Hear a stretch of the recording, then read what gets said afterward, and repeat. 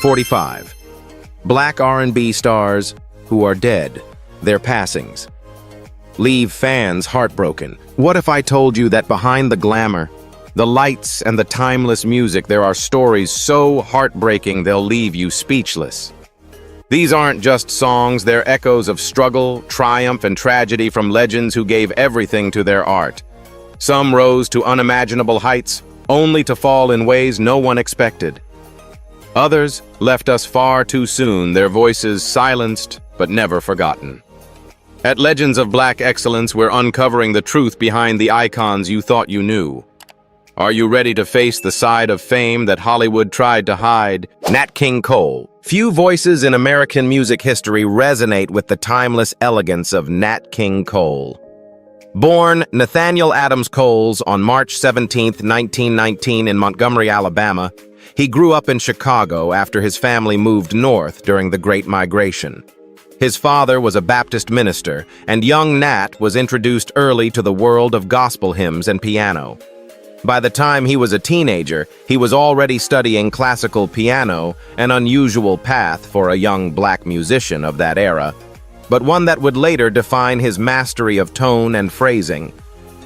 In the 1930s, Nat formed the King Cole Trio, originally blending swing jazz and rhythm in a way that was fresh and captivating. The trio became known for its smooth arrangements and sophisticated sound, and Nat's piano solos soon began to attract attention. Yet it was his rich velvet baritone voice that transformed him from a gifted musician into a household name. Songs like Straighten Up and Fly Right, 1943, and Nature Boy, 1948, catapulted him into mainstream success, making him one of the first black performers to cross over into the largely white pop music market. By the 1950s, Nat King Cole was no longer just a jazz figure, he was a cultural icon. His recording of Unforgettable remains one of the most beloved ballads of the 20th century. With more than 50 charted hits, including Mona Lisa Too Young and When I Fall in Love. Cole's catalog shaped the very definition of romantic music. His warm, gentle delivery created an intimate connection with audiences, giving him universal appeal that stretched beyond barriers of race or genre. Cole was also a pioneer in television. In 1956, he became the first black man to host a national variety show, The Nat King Cole Show. Although the series only lasted a year due to the lack of corporate sponsorship, advertisers feared backlash from the South, it was groundbreaking. Nat carried himself with dignity and elegance, challenging racial stereotypes in primetime America. His courage in stepping into that role opened doors for many artists who followed. Yet behind the glamour, he faced challenges. Cole endured racism both on and off stage, once even being attacked during a concert in Birmingham, Alabama. Despite these struggles, he never allowed bitterness to define him, instead letting his music carry messages of love and sophistication. In the early 1960s, Nat King Cole continued performing and recording even as he battled health issues. A lifelong smoker, he developed lung cancer, and tragically he passed away on February 15, 1965, at just 45 years old. His death shocked the world, silencing a voice that had become synonymous with romance and hope. Even decades later, his music still touches listeners, and through technology, his daughter Natalie Cole famously recorded a duet version of Unforgettable with him in 1991, winning multiple Grammys and keeping his memory alive for new generations. Nat King Cole's artistry was more than entertainment. It was a symbol of grace, perseverance, and the power of music to transcend boundaries. Though his life was cut short, his influence continues to ripple through jazz, R&B, and pop, ensuring his voice remains truly unforgettable. Sam Cooke. Sam Cooke is often called the King of Soul, and with good reason. Born Samuel Cooke on January 22, 1931 in Clarksdale, Mississippi, he moved to Chicago as a child, where his father became a minister. Growing up in the church, Cooke began singing gospel with his siblings before joining the famous group The Soul Stirrers at just 19. His honeyed voice stood out immediately, blending spiritual passion with a smoothness that felt entirely new. For many listeners, Cooke was the bridge between gospel traditions and the emerging sound of soul. By the mid-1950s, he had taken the bold step of crossing over into secular music, a decision that was controversial in church circles, but revolutionary for popular culture. His 1957 hit You Send Me was a runaway success, selling over 2 million copies and reaching #1 on the Billboard charts. From that moment, Cook wasn't just another singer, he was a trailblazer. He would go on to release over 30 top 40 hits, including timeless classics like Cupid Chain Gang, Another Saturday Night, and Twistin' the Night Away. Cook's artistry wasn't limited to his golden voice. He was a savvy businessman founding his own record label, SR Records, and publishing company. At a time when black artists were often exploited, Cook demanded ownership of his music and publishing rights. His vision for independence influenced later legends like James Brown, Curtis Mayfield, and even Prince. Beyond romance and rhythm, Cook's music also spoke to the turbulent times of the 1960s. His 1964 song, A Change Is Gonna Come, became an anthem of the civil rights movement, encapsulating both the struggles and hopes of African Americans fighting for equality. Released shortly after his death, it remains one of the most powerful protest songs ever recorded, later covered by countless artists. But Cook's life ended in tragedy. On December 11, 1964, at just 33 years old, he was shot and killed at the Hacienda Motel in Los Angeles, under circumstances that remain controversial to this day. Official reports claimed it was a case of self-defense by the motel manager, but questions about the events leading up to his death have never been fully resolved. His untimely passing robbed the world of a voice that had only just begun to reach its full potential. Cook left behind not just a body of music, but a legacy of courage, artistry, and business innovation. His influence is seen in the careers of Otis Redding, Aretha Franklin, Marvin Gaye, and nearly every major soul and R&B star who followed. His recordings continue to resonate across generations, proving that true artistry is eternal. Though gone for more than half a century, Sam Cooke's voice still feels alive, smooth, inspiring, and filled with a longing for both love and justice. He wasn't just the king of soul, he was a visionary who reminded the world that music could be a weapon of change. Otis Redding. Otis Redding's story is one of staggering talent, relentless ambition, and heartbreaking loss. Born on September 9, 1941, in Dawson, Georgia, and raised in Macon, Redding, grew up surrounded by gospel music and the sound of Southern rhythm. As a teenager, he sang in church choirs and local bands while developing his skills on piano, guitar, and drums. His voice, a blend of grit and tenderness, set him apart early on. By the late 1950s, Redding had joined Johnny Jenkins and the Pine Toppers, a local group that gave him his first taste of recording. His big break came in 1962 when he recorded These Arms of Mine, a ballad that captured the raw emotion that would become his signature. Released under Stax Records, the song slowly built momentum and marked the arrival of a major new voice in soul. Over the next 5 years, Otis Redding became one of the most dynamic performers of his generation, known for hits like Respect I've Been Loving You Too Long, Try a Little Tenderness, and the posthumous anthem, Sittin' on the Dock of the Bay. Redding reshaped soul music with both passion and vulnerability. His electrifying live performances, particularly at the Monterey Pop Festival in 1967, introduced him to white rock audiences, cementing his place as an international star. Unlike many singers of his time, Redding combined gospel power with a rock and roll edge, making him universally appealing. What made him extraordinary wasn't just his voice, it was his ability to connect. He wrote songs that spoke to heartbreak, longing, and resilience, themes that continue to resonate today. At just 26, he was already being hailed as the king of soul, and critics predicted he would define the next decade of popular music. Tragically, Redding's life was cut short on December 10, 1967, when his plane crashed into Lake Monona near Madison, Wisconsin. He and 4 members of the Bar-Kays, his backing band, died instantly. Just 3 days earlier, he had recorded Sittin' on the Dock of the Bay, a song that would become his first #1 hit on the Billboard Hot 100.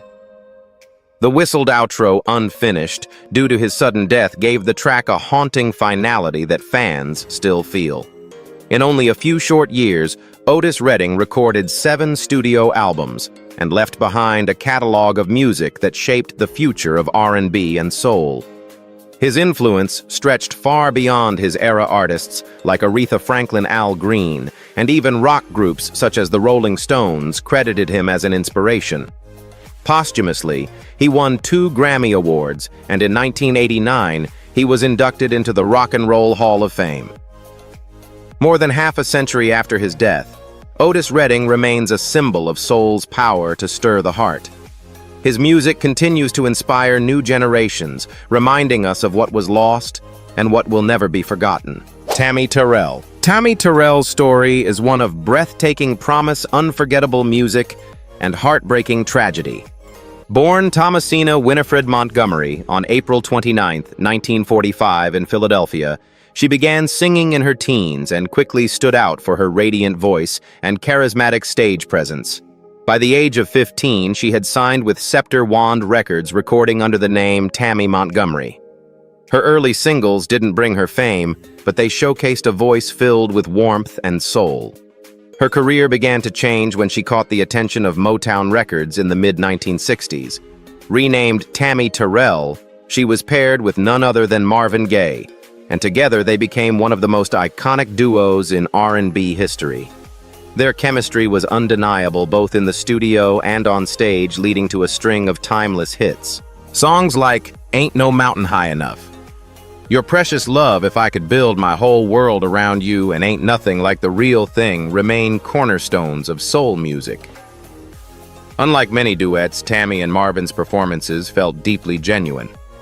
Fans often wondered if they were romantically involved, but both insisted their relationship was built on friendship, mutual respect, and musical magic.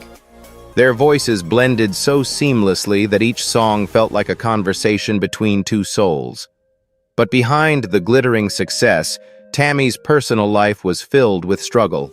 She endured abusive relationships early in her career, which took both a physical and emotional toll. Yet her determination to keep singing never faltered. Her energy on stage was infectious, making her a beloved figure among Motown's legendary roster. Tragedy struck in 1967 when Tammy collapsed into Marvin Gaye's arms during a performance in Virginia. She was soon diagnosed with a brain tumor, beginning a long and painful health battle. Despite undergoing 8 surgeries, she continued to record when she was able, determined to hold on to her music and her fans. Motown worked around her illness, with Marvin often recording alongside her to ease the pressure. Sadly, Tammy Terrell passed away on March 16, 1970, at just 24 years old. Her death devastated Marvin Gaye, who was so shaken that he withdrew from performing live for years, channeling his grief into more introspective music. For fans, her passing felt like the loss of a brilliant light just as it was beginning to shine its brightest. Although her life was short, Tammy Terrell's voice lives on through the timeless duets that continue to inspire new generations. Her story is a reminder of both the joy and the fragility of artistry. In the end, Tammy's legacy is not defined by her illness, but by the music that still climbs mountains and crosses rivers to reach the hearts of millions. Donny Hathaway. Few artists embodied both the brilliance and the heartbreak of soul music as profoundly as Donny Hathaway. Born on October 1, 1945 in Chicago, but raised in St. Louis, Missouri, Hathaway's musical journey began early. He was a child prodigy, singing in church by age 3 and playing piano soon after. His grandmother, a gospel singer, nurtured his talent, and by the time he was in high school, Hathaway was already arranging and performing music with extraordinary skill. After winning a scholarship to attend Howard University, Hathaway studied music theory and classical piano, developing the sophistication that later colored his compositions. He didn't graduate, but he left with a reputation as one of the most promising young talents of his generation. In the 1960s, he worked as a session musician, arranger, and songwriter for Curtis Mayfield's Curtom Records, honing the craft that would define his solo career. His breakthrough came with the 1970 single, The Ghetto Part 1. a powerful social commentary that showcased his ability to merge gospel intensity with raw urban realism. Soon after he released This Christmas, which became an enduring holiday classic, still celebrated every December across the world. Hathaway's albums, including Everything is Everything, 1970, and Extension of a Man, 1973, revealed a voice of extraordinary richness, warm, pleading, and deeply human. But his artistry soared highest in collaboration. His duets with Roberta Flack, such as Where is the Love and The Closer I Get to You, won Grammy Awards and remain staples of soul radio.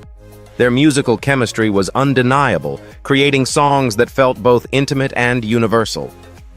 Hathaway also composed film scores, including for the 1972 movie Come Back Charleston Blue, proving his versatility. Despite his genius, Hathaway struggled privately. He was diagnosed with paranoid schizophrenia, a condition that brought severe depression and emotional turmoil. Friends and collaborators spoke of his battles with hallucinations and deep loneliness. Even as he recorded transcendent music, he was fighting demons that medicine and fame could not cure. Tragedy struck on January 13, 1979, when Donny Hathaway was found dead outside New York's Essex House Hotel. He was only 33 years old. The official cause was suicide, and while some details remain debated, his death devastated the music world. Fans and fellow artists mourned the loss of a man whose voice could channel both the depths of despair and the heights of spiritual joy. Yet Hathaway's influence endures. He has been cited as an inspiration by artists from Stevie Wonder to Alicia Keys and John Legend. His recordings, whether it's the aching A Song for You or the joyful This Christmas, still bring audiences to tears and smiles alike. His brief but brilliant career proved that soul is not just about music. It's about capturing the human condition in all its complexity. Donny Hathaway may be gone, but his voice remains eternal, a reminder that even in pain, beauty can rise and echo across generations. Minnie Riperton. Minnie Riperton's name is forever linked with one of the most angelic voices in music history.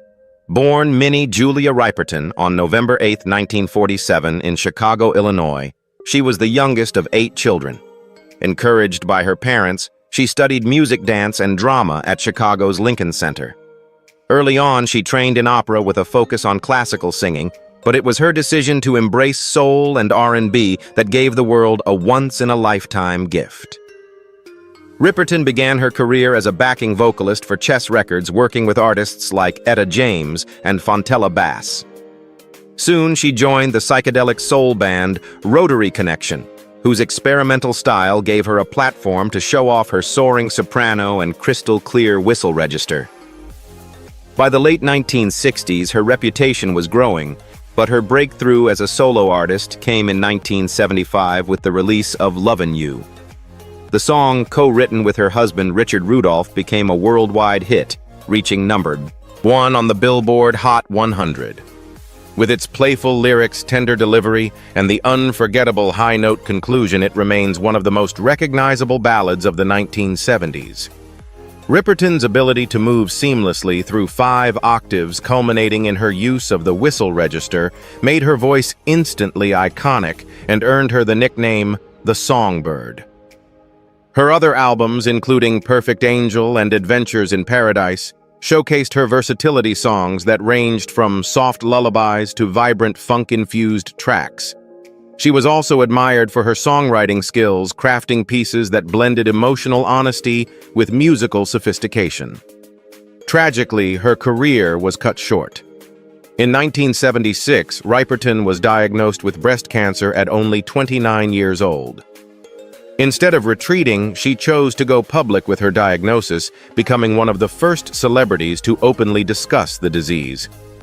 She even testified before Congress in 1978 to advocate for cancer awareness and research funding.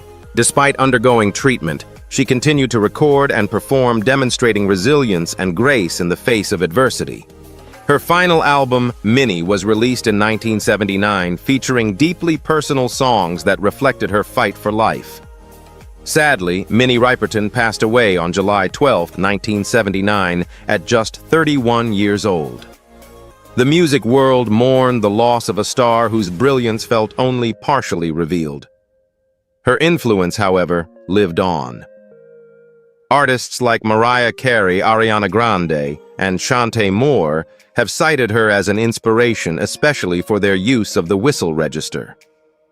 Beyond music, her daughter Maya Rudolph went on to become a beloved comedian and actress, keeping her mother's memory alive in a new way. Though her time was brief, Minnie Riperton left behind a legacy of beauty, innovation, and courage. With just one note, she could make listeners believe in love, vulnerability, and the power of song. Her voice remains even now truly unforgettable. Marvin Gaye. Marvin Gaye's life was a blend of brilliance and turmoil, making him one of the most influential figures in R&B and soul. Born Marvin Pentz Gaye Jr. on April 2, 1939 in Washington, D.C., he grew up in a strict religious household. His father, a Pentecostal minister, ruled the family with discipline, while Marvin found freedom and escape through music. He sang in church choirs and learned drums and piano, developing a sound that combined both spiritual fervor and secular smoothness. In the early 1960s, Gaye signed with Motown Records, where his silky baritone quickly stood out. Though he initially hoped to be a jazz crooner, Motown's Berry Gordy guided him toward R&B and pop, a shift that changed music history. Early hits like Stubborn Kinda Fellow, Pride and Joy, and Can I Get a Witness announced his arrival as a star. By the mid-1960s, his duets with Tammy Terrell, including Ain't No Mountain High Enough and Ain't Nothing Like the Real Thing, made him a household name. Their chemistry felt so real that fans assumed they were romantically involved, but their connection was built on music and friendship. Tragedy struck when Tammy collapsed on stage in 1967 and was later diagnosed with a brain tumor. Her death in 1970 devastated Marvin, sending him into depression and self-reflection. From that grief, however, emerged a new artistic direction. In 1971, he released What's Going On, an album that redefined soul and Motown's boundaries. Addressing war, poverty, and injustice, it became a cultural milestone, selling over 2 million copies and earning its place as one of the greatest albums of all time. Tracks like Mercy, Mercy Me, The Ecology, and Inner City Blues Make Me Wanna Holler gave voice to a generation's frustrations and dreams. Throughout the 1970s, Gaye continued to innovate. Let's Get It On, 1973, and I Want You, 1976, cemented his role as a master of sensuality in music. His final major hit, Sexual Healing, 1982, won him 2 Grammy Awards and marked a triumphant comeback after years of personal struggle. But behind the success, Gaye wrestled with inner battles, substance abuse, financial troubles, and volatile relationships. In the early 1980s, he returned to the U.S. after living in Europe, trying to rebuild both his career and his life. On April 1, 1984, just one day before his 45th birthday, Marvin Gaye's life ended in tragedy when his father shot him during an argument at their Los Angeles home. The shocking event stunned the music world and silenced one of its greatest voices. Marvin Gaye's music lives on as both a soundtrack to love and a call for justice. Whether whispering tenderness or crying out for change, his voice captured the complexities of human experience. He wasn't just the Prince of Motown, he was a poet of the soul whose songs remain timeless reflections of love, pain, and hope. Phyllis Hyman. Phyllis Hyman's story is one of luminous talent and heartbreaking struggle. Born July 6, 1949 in Philadelphia, Pennsylvania. She grew up in a working-class family where music became her refuge. Blessed with a tall, statuesque beauty and a deep, velvety contralto voice, Hyman pursued singing seriously after high school. She studied music in Pittsburgh and performed in local clubs before making the leap to New York City, where her career began to blossom in the mid-1970s. Her breakthrough came when Norman Connors featured her on his 1976 hit, You Are My Starship. The single brought her widespread attention, and soon Arista Records signed her. Over the next decade, Hyman delivered a series of acclaimed albums, including Somewhere in My Lifetime, 1978, Can't We Fall in Love Again, 1981, and Living All Alone, 1986. Known for her elegant stage presence, dramatic gowns, and commanding vocal delivery, she was celebrated as a sophisticated interpreter of love songs. Unlike many of her peers, Phyllis Hyman had a unique ability to blend jazz, R&B, and pop into a seamless style. Her songs often carried themes of longing and resilience, with ballads like Old Friend, Living All Alone, and You Know How to Love Me, becoming staples for fans who cherished both her vulnerability and strength. Despite her professional triumphs, Hyman struggled deeply with depression and bipolar disorder. She often spoke openly about loneliness and the pressures of the music industry, especially as an African-American woman who resisted compromising her artistry for mainstream trends. These personal battles, compounded by financial difficulties and industry frustrations, weighed heavily on her spirit. By the early 1990s, Hyman was still admired in jazz and R&B circles, but she never achieved the full commercial recognition many believed she deserved. Still, her performances captivated audiences. She also appeared on Broadway, earning praise for her role in Sophisticated Ladies, a Duke Ellington tribute which showcased her theatrical flair and further cemented her reputation as a true artist's artist. Tragically, on June 30th, 1995, just a week before her 46th birthday, Phyllis Hyman died by suicide in her New York apartment. The news devastated fans and fellow musicians who mourned the loss of a voice that was at once powerful and tender, confident, yet achingly human. Notes she left behind reflected both her pain and her enduring love for music. Though her life ended far too soon, Hyman's legacy has only grown. Contemporary artists such as Jill Scott Ledisi and Erykah Badu have cited her as an influence, and her recordings continue to attract new listeners who are moved by her timeless sound. Phyllis Hyman remains remembered not only as a singer, but as a symbol of artistry and vulnerability. Her songs, filled with longing and truth, still echo in the hearts of those who believe that music is most powerful when it reveals the soul behind the voice. Charles Brown. Charles Brown may not be as widely recognized as some of his contemporaries, but his influence on R&B and blues is undeniable. Born September 13, 1922 in Texas City, Texas, Brown grew up in a modest family with a strong appreciation for music. He was classically trained as a pianist, a rarity among African-American musicians of his era, and this training gave his later performances a sophistication that blended seamlessly with the emotional grit of the blues. After serving in World War II, Brown moved to Los Angeles, where the post-war music scene was vibrant. He quickly found work as a nightclub pianist, and his smooth playing style combined with his velvety baritone voice made him stand out. His big break came in 1945 when he joined Johnny Moore's Three Blazers, a group that became one of the most popular acts on the West Coast. Their recording of Drifting Blues sold over 1 million copies and launched Brown as a leading figure in the emerging West Coast blues sound. Brown's solo career took off in the late 1940s and 1950s with hits like Merry Christmas Baby and the timeless Please Come Home for Christmas. The latter became a holiday classic, later covered by artists ranging from the Eagles to John Bon Jovi. His music, characterized by understated arrangements and heartfelt delivery, influenced future legends such as Ray Charles and Sam Cooke. Unlike the high-energy jump blues of the era, Brown specialized in a slower, moodier style that resonated deeply with listeners seeking intimacy and soul.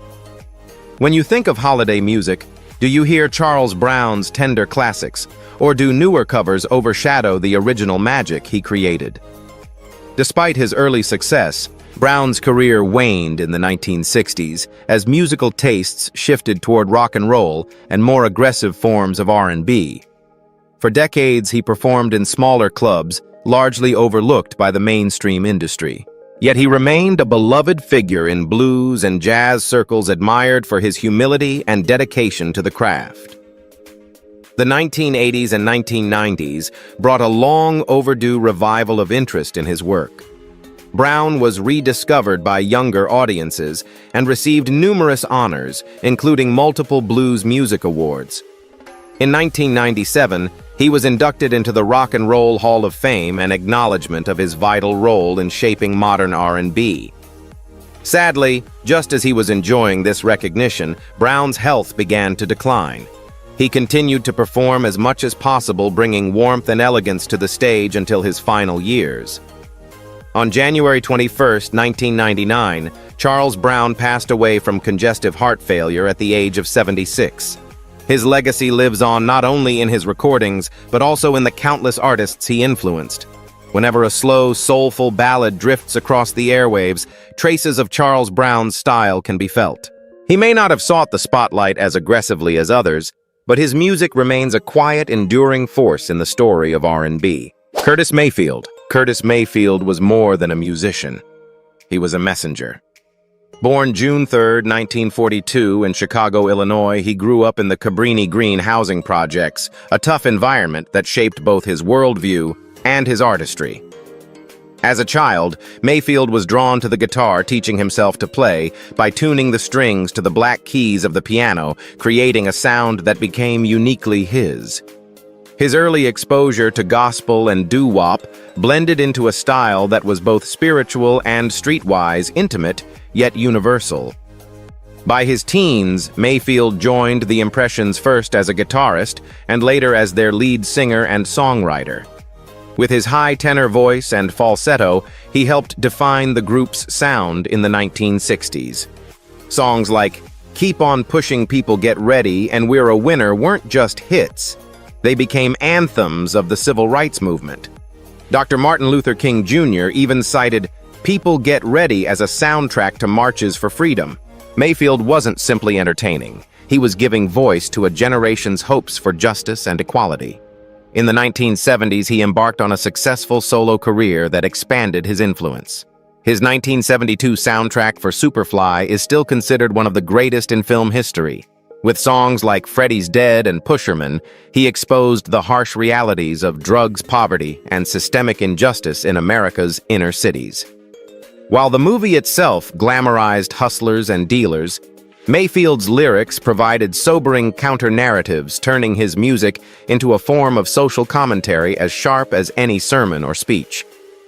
Do you think Curtis Mayfield's most lasting impact comes from his civil rights anthems or from his groundbreaking Superfly soundtrack? What made Mayfield extraordinary was his ability to merge beauty with activism. His songs often carried lush arrangements filled with strings and horns, while his lyrics delivered pointed critiques of inequality. He balanced tenderness and urgency, reminding listeners that love and justice must coexist. Albums like Curtis 1970 and Roots 1971 further cemented his reputation as one of the most socially conscious artists of his era. Tragedy struck in 1990 when Mayfield was paralyzed from the neck down after a lighting rig fell on him during a concert in Brooklyn. Despite losing the use of his body, his spirit remained unbroken. He continued to compose music by singing line by line into a tape recorder while lying on his back. His 1996 album, New World Order, showcased both his resilience and his refusal to let adversity silence him. Curtis Mayfield passed away on December 26, 1999, at the age of 57 from complications related to diabetes. The loss was felt deeply as the world mourned a man who had combined artistry with activism in ways few others dared. His influence can be heard in the works of artists ranging from Bob Marley to Lauryn Hill, from Kanye West to John Legend. Whether through protest songs or tender love ballads, Mayfield proved that music could be both a balm and a battle cry. His voice remains that of a prophet, gentle, piercing, and eternally relevant. Grover Washington Jr. Grover Washington Jr. was more than a saxophonist. He was a pioneer who helped create an entirely new sound. Born December 12, 1943, in Buffalo, New York, he grew up surrounded by music.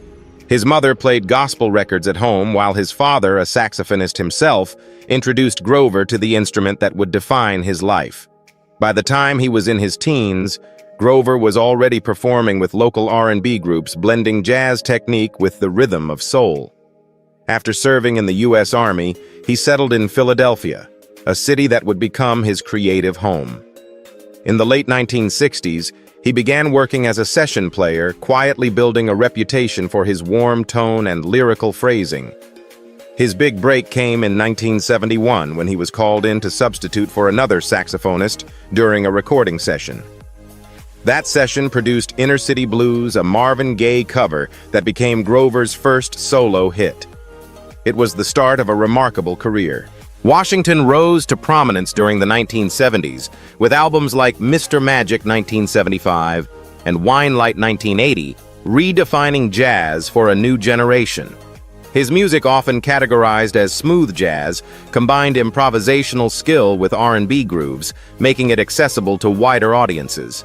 Songs like Just the Two of Us featuring Bill Withers and Mr. Magic didn't just top jazz charts, they became staples of radio stations across genres. His saxophone seemed to speak directly to listeners, conveying joy, romance, and melancholy without words.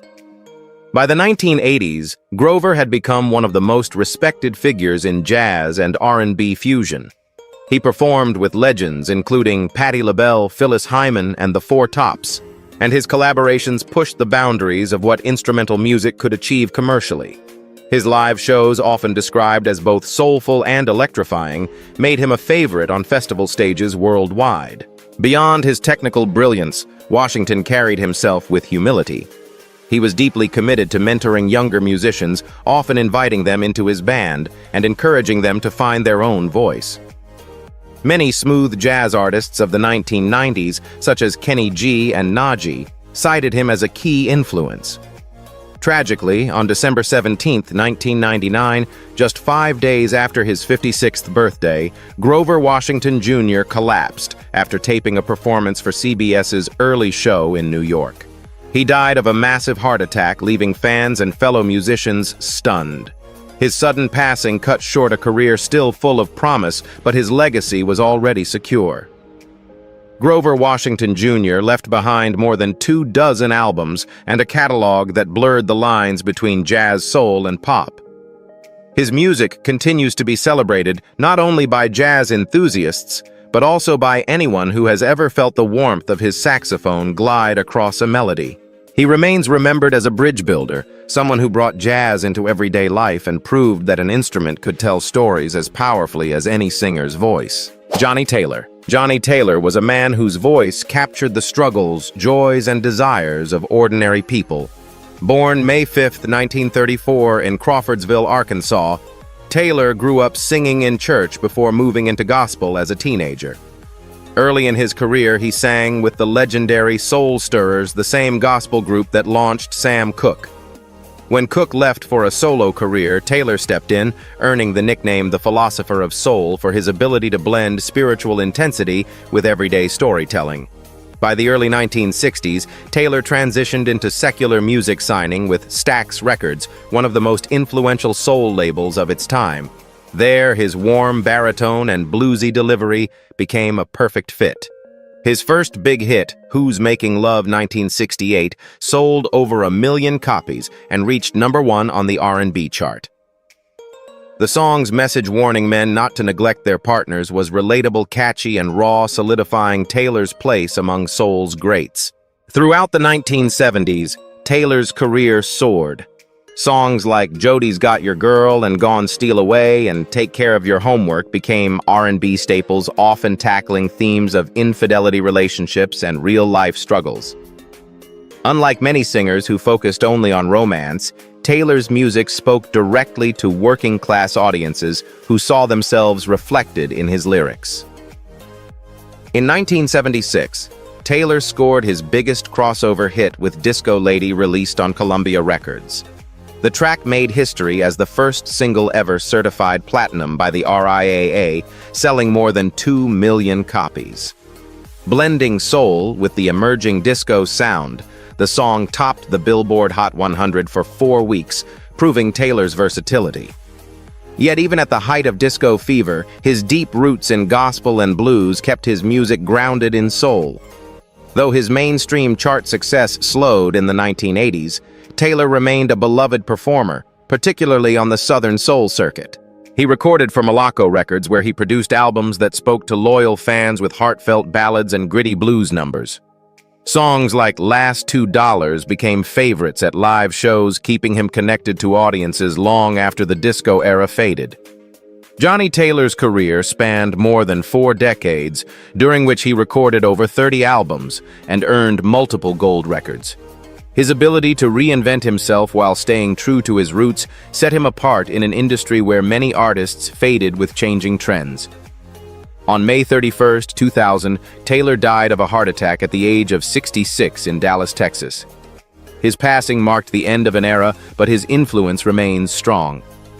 From gospel sanctuaries to R&B stages, his voice carried honesty and soul that continues to resonate with listeners. Johnny Taylor's music still asks the same timeless questions about love, loyalty, and life. And in every note, he reminds us why he was and remains the true philosopher of soul. Aaliyah Dana Houghton, known to the world simply as Aaliyah, remains one of the most beloved and influential R&B artists of her generation. Born January 16, 1979 in Brooklyn, New York, and raised in Detroit, Michigan, she displayed talent from an early age. At just 10 years old, she appeared on Star Search and began performing alongside her famous Aunt Gladys Knight. Her poise, beauty, and natural gift for singing foreshadowed the superstar she would become. At 15, Aaliyah released her debut album, Age Ain't Nothing But a Number 1994, produced by R. Kelly. The album sold over 3 million copies in the U.S., fueled by hits like Back and Forth and At Your Best, You Are Love. While her association with Kelly would later spark controversy, Aaliyah's undeniable talent was clear from the beginning. Her second album, One in a Million 1996, produced by Timbaland and Missy Elliott, marked a turning point. With innovative beats and a futuristic sound, it sold over 8 million copies worldwide. Singles like One in a Million and If Your Girl Only Knew positioned her as a leader in the new wave of R&B. Her style, effortless, cool, and trend-setting, made her a fashion icon as well as a musical trailblazer. By 2000, Aaliyah had established herself as a multi-talented star. Her song Try Again from the Romeo Must Die soundtrack became the first single in Billboard Hot 100 history to reach #1 based solely on airplay. She also began a promising acting career, starring in Romeo Must Die alongside Jet Li, and later being cast in major roles for Queen of the Damned and the Matrix sequels. Her third studio album, the self-titled Aaliyah 2001, showcased a more mature, polished sound with tracks like We Need a Resolution and Rock the Boat. Critics hailed it as her best work yet. Tragically, Aaliyah's life was cut short just as she was reaching new heights. On August 25, 2001, after filming the music video for Rock the Boat in the Bahamas, the small plane carrying her and 8 others crashed shortly after takeoff. She was only 22 years old. The shocking news devastated fans, and fellow artists and tributes poured in from across the world. In the years since, Aaliyah's legacy has only grown. She sold over 24 million records worldwide during her short career, and her influence can be heard in artists like Beyoncé, Rihanna, and Drake. Known as the Princess of R&B and the Queen of Urban Pop, she helped redefine the genre with her sleek sound and forward-thinking collaborations. Aaliyah's life was brief, but her impact was eternal. She was elegance, innovation, and confidence rolled into one, an artist who made the world believe that even in youth, greatness could be fully realized. Her voice still feels fresh, her style still sets trends, and her memory still inspires millions. Barry White. Barry White was the embodiment of romance in music. With his deep bass baritone voice and lush orchestral arrangements, he became one of the most iconic figures in R&B history. Born Barry Eugene Carter on September 12, 1944 in Galveston, Texas, he grew up in south-central Los Angeles, where life was tough and opportunities were scarce. As a teenager, he spent time in juvenile detention for stealing car tires, but while incarcerated, he experienced a turning point after hearing Elvis Presley's "It's Now or Never." Inspired to change his life, Barry committed himself fully to music. In the 1960s, he worked behind the scenes in Los Angeles as a songwriter, producer, and arranger. He penned songs for artists like Felice Taylor and orchestrated hits for girl groups, honing the sound that would later define his career.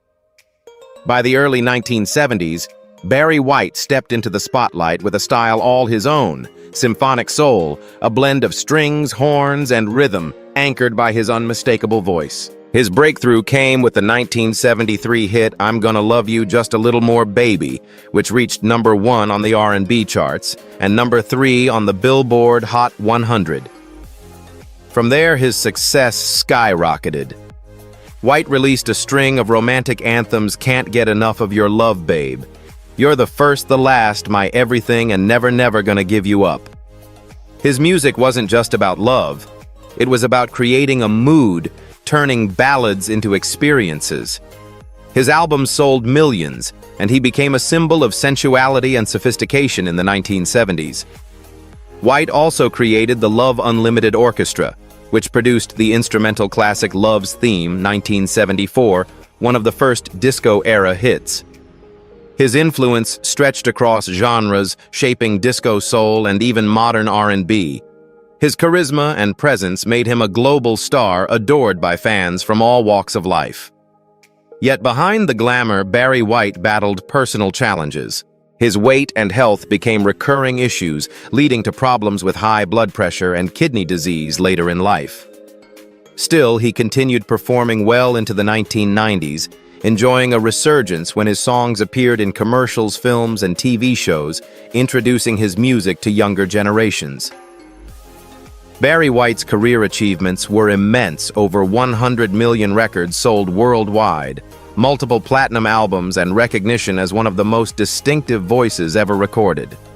His music was not just entertainment, it was therapy for the heart, often described as the soundtrack of love itself.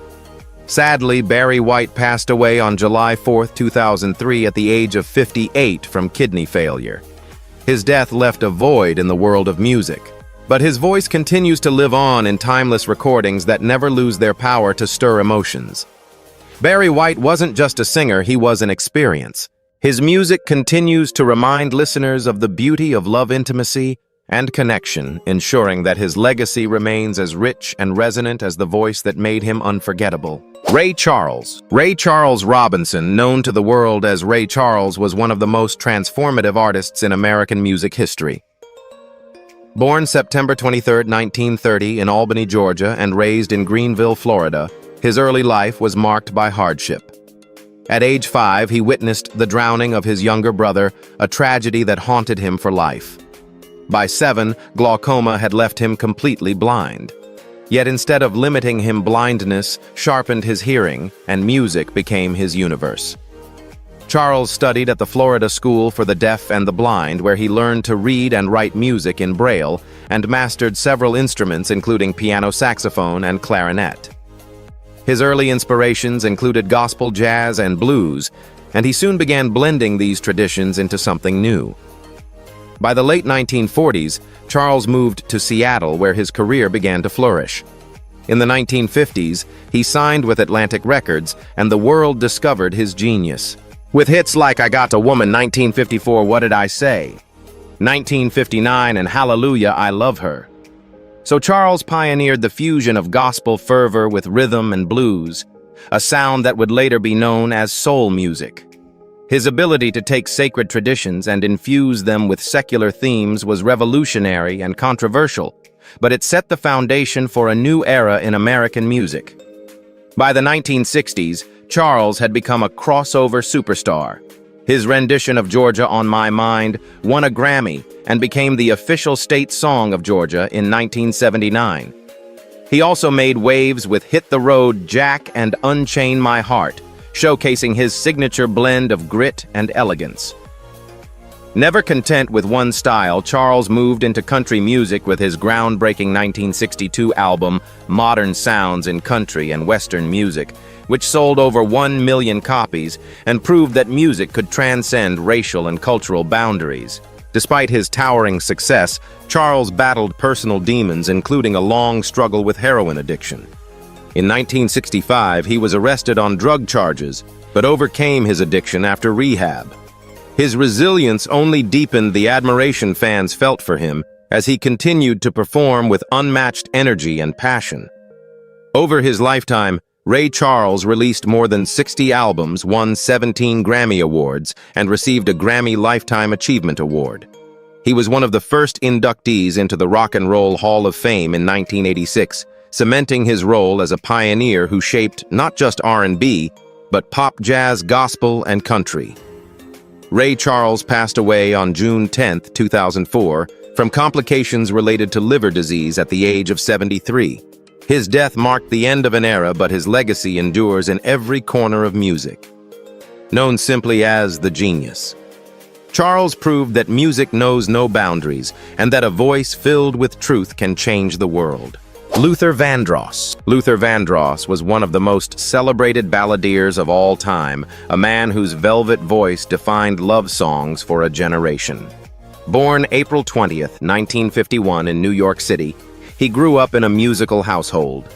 His mother encouraged his talent, and by high school, he was already writing and performing. Vandross was heavily influenced by Dionne Warwick and Aretha Franklin, artists who shaped his taste for sophisticated, emotionally charged music. Before achieving fame as a solo star, Luther was one of the most in-demand background singers of the 1970s. He lent his voice to David Bowie's Young Americans album, Yes, That's Vandross, arranging the soaring backing vocals on Fascination. He also supported Roberta Flack, Diana Ross, and Chaka Khan. This period gave him not only technical polish, but also an understanding of how to craft songs that reached listeners at their core. In 1981, his breakthrough arrived with the release of Never Too Much. The song's smooth groove and heartfelt delivery became an instant R&B classic, launching a career that would span more than 2 decades. Vandross went on to release multiple platinum albums, including Busybody 1983, Give Me the Reason 1986, and Power of Love 1991. Known for hits like Here and Now, A House Is Not a Home, and Dance with My Father, he became the soundtrack of weddings, anniversaries, and quiet romantic nights. Unlike many of his contemporaries, Vandross didn't rely on flash or controversy. His stage presence was elegant, often accompanied by immaculate suits and gentle smiles. He believed music should make people feel, and his voice alone carried enough emotion to move audiences to tears. Over his career, he sold more than 35 million records worldwide, earned 8 Grammy Awards, and left an indelible mark on the music industry. Yet behind the fame, Vandross battled personal challenges. He struggled with weight fluctuations for much of his life, which at times affected his health. Though widely speculated about, he remained fiercely private regarding his personal relationships, choosing instead to let his music speak for him. Fans respected that discretion, understanding that the intimacy of his songs revealed more about him than headlines ever could. In 2003, Vandross suffered a debilitating stroke shortly before the release of his final album, Dance with My Father. The title track, a moving tribute to the father he lost as a child, became one of his most poignant works and earned him 4 Grammy Awards. The stroke, however, left him with serious health complications. He made only limited public appearances afterward, but his music continued to dominate the airwaves. On July 1, 2005, Luther Vandross passed away at the age of 54 due to complications from the stroke. The world mourned the loss of a true icon, but his songs continue to live on as timeless as love itself. Luther Vandross remains the gold standard of romantic R&B, a man whose voice could turn lyrics into lullabies, heartbreak into poetry, and love into something eternal. James Brown. James Brown's name is synonymous with energy, innovation, and raw power. Born May 3, 1933 in Barnwell, South Carolina, and raised in Augusta, Georgia, Brown grew up in extreme poverty during the Great Depression. Abandoned by his parents at a young age, he spent much of his childhood hustling on the streets. Music became his salvation. He sang in church and learned to play drums, piano, and guitar, planting the seeds for a career that would change the face of popular music forever. After a stint in juvenile detention, Brown was paroled in the early 1950s and soon joined a gospel group that later evolved into the famous Flames. Their breakthrough came in 1956 with Please, Please, Please, a track that showcased Brown's electrifying stage presence and fiery vocal delivery. His dynamic performances filled with sweat spins and splits earned him the nickname, the hardest working man in show business. By the 1960s, Brown had become a superstar. Hits like Papa's Got a Brand New Bag and I Got You, I Feel Good didn't just dominate the charts, they redefined rhythm and blues. His emphasis on the downbeat, or the one created the foundation for funk music, influencing everyone from Sly and the Family Stone to Prince. Brown's band, featuring tight horn sections and groundbreaking drummers like Clyde Stubblefield, laid grooves that would later become some of the most sampled rhythms in hip-hop history. Beyond the stage, Brown's influence extended into social and political arenas. His 1968 anthem Say It Loud, I'm Black and I'm Proud, became a rallying cry for the civil rights movement, celebrating Black identity and empowerment during a turbulent time in America. He was also one of the first Black entertainers to own his own publishing rights and businesses, paving the way for future artists to claim independence and financial control. However, Brown's personal life was as turbulent as his music was groundbreaking. He faced numerous legal troubles, including arrests for drug use and domestic issues, which often threatened to overshadow his artistry. Yet even amid controversy, his impact on culture and music was undeniable. His relentless work ethic and drive for perfection pushed both himself and his band to legendary heights. By the end of his career, James Brown had released over 50 albums, charted nearly 100 singles, and earned countless awards, including induction into the Rock and Roll Hall of Fame in 1986. His sound and style influenced generations of artists from Michael Jackson and Mick Jagger to Bruno Mars and Kendrick Lamar. On December 25, 2006, James Brown passed away from heart failure at the age of 73. Fittingly, the man who called himself Soul Brother #1 left the world on Christmas Day, a reminder that his life was a gift to music. James Brown's legacy is unmatched. He was more than a performer. He was a cultural force, an innovator, and a voice of empowerment, whose rhythms still pulse through every corner of modern music. Billy Preston. Billy Preston's life was filled with extraordinary talent, dazzling collaborations, and personal struggles that made his story unforgettable. Born September 2, 1946 in Houston, Texas, and raised in Los Angeles, Preston showed musical promise at an astonishingly young age. By 3, he was playing the piano. By 10, he was backing up gospel legend Mahalia Jackson. His childhood performances in church revealed a rare gift, an ability to make keyboards sing with both spiritual fire and playful rhythm. By the early 1960s, Preston was touring with Little Richard, where he met the Beatles during their Hamburg days. This friendship would change his life. In 1969, George Harrison invited Preston to play with the band during their turbulent Let It Be sessions. His joyful energy helped ease tensions, and his electric organ can be heard on classics like Get Back. The Beatles even credited him on the single, making him one of the very few musicians ever billed alongside the group. It was this historic collaboration that earned him the nickname, the Fifth Beatle. But Preston was far more than a sideman. In the 1970s, he broke out as a solo artist with hits like That's the Way God Planned It, Outta Space, and Will It Go Round in Circles. His funky, gospel-infused style made him a unique presence in R&B and rock. His single Nothing from Nothing reached #1 on the Billboard Hot 100, and his dynamic stage presence with his wild afro and beaming smile made him instantly recognizable. Preston's versatility was unmatched. He played with the Rolling Stones on multiple tours, contributed to Aretha Franklin's records, and shared the stage with Ray Charles and Eric Clapton. His ability to move between gospel, R&B, funk, and rock made him one of the most sought-after keyboardists of his era. Few musicians could glide so effortlessly from church to stadiums, from soul ballads to psychedelic jams. Yet behind the joyful performances, Preston battled personal demons. He struggled with drug addiction and spent time in prison for related offenses. He also carried deep private pain stemming from reported childhood abuse and the challenges of navigating fame as a black musician in predominantly white rock circles. Despite these struggles, his artistry never dimmed. Preston continued recording and performing into the 1990s and 2000s, collaborating with younger artists and keeping his legacy alive. His work on Eric Clapton's Pilgrim album and his performances with the Red Hot Chili Peppers showed his enduring relevance. In his final years, he suffered from kidney disease, which required a transplant, but he still found strength in music.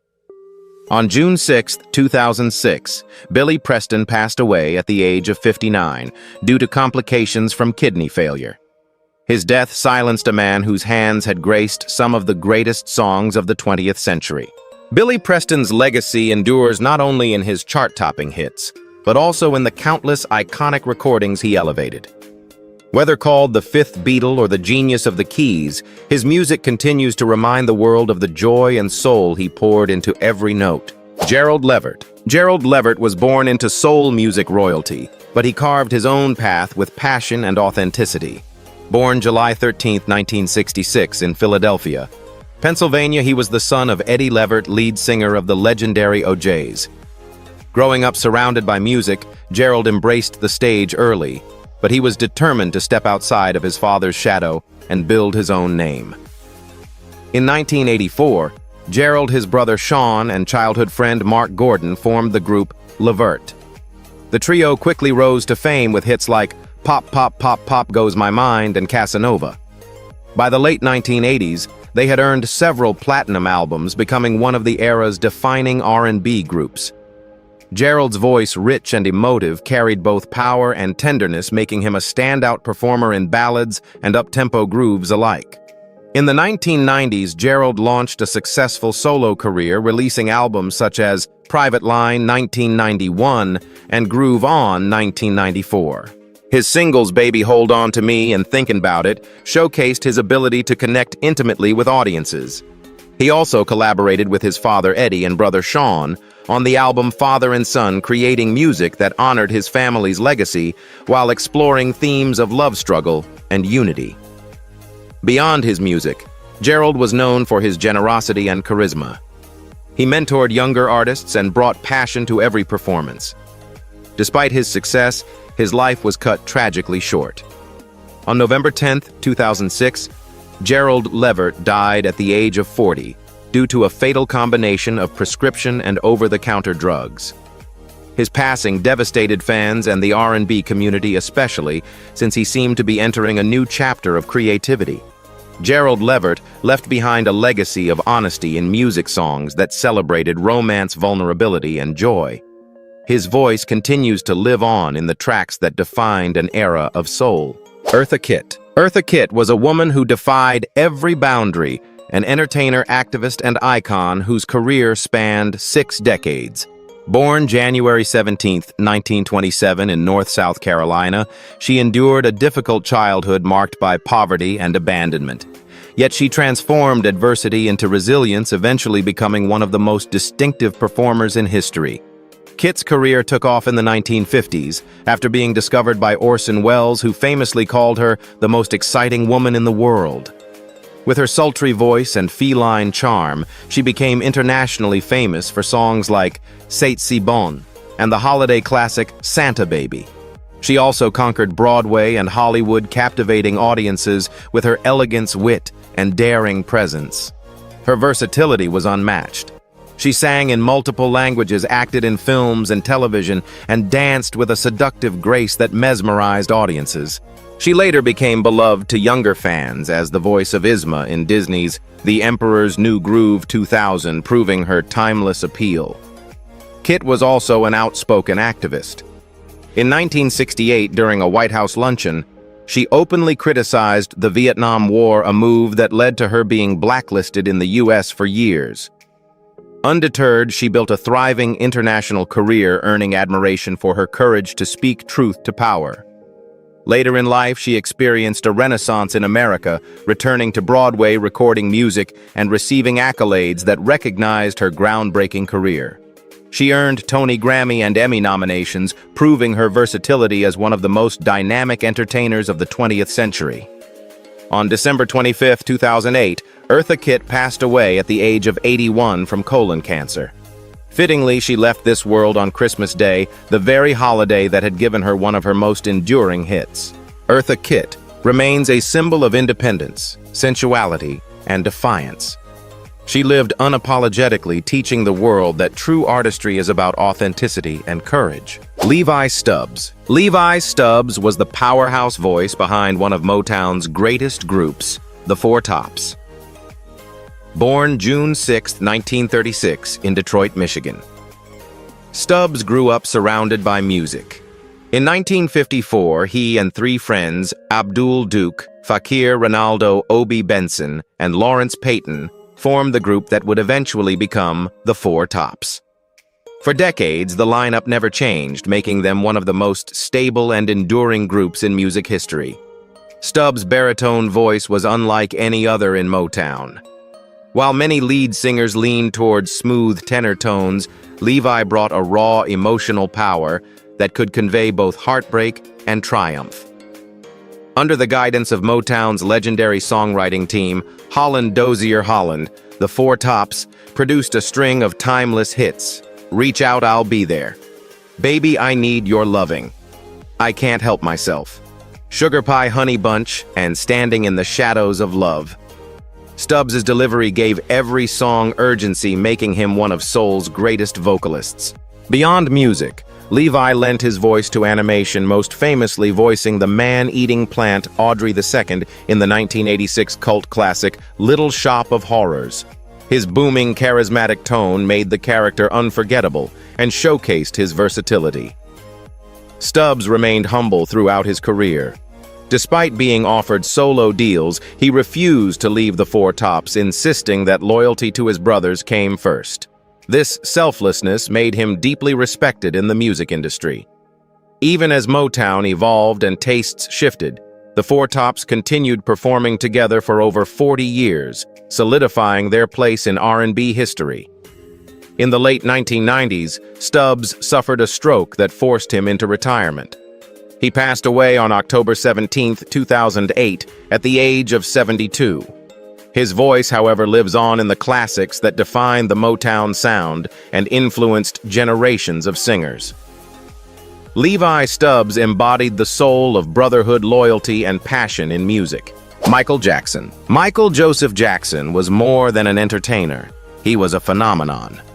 Born August 29, 1958, in Gary, Indiana, the eighth of 10 children, Jackson showed remarkable talent from a young age.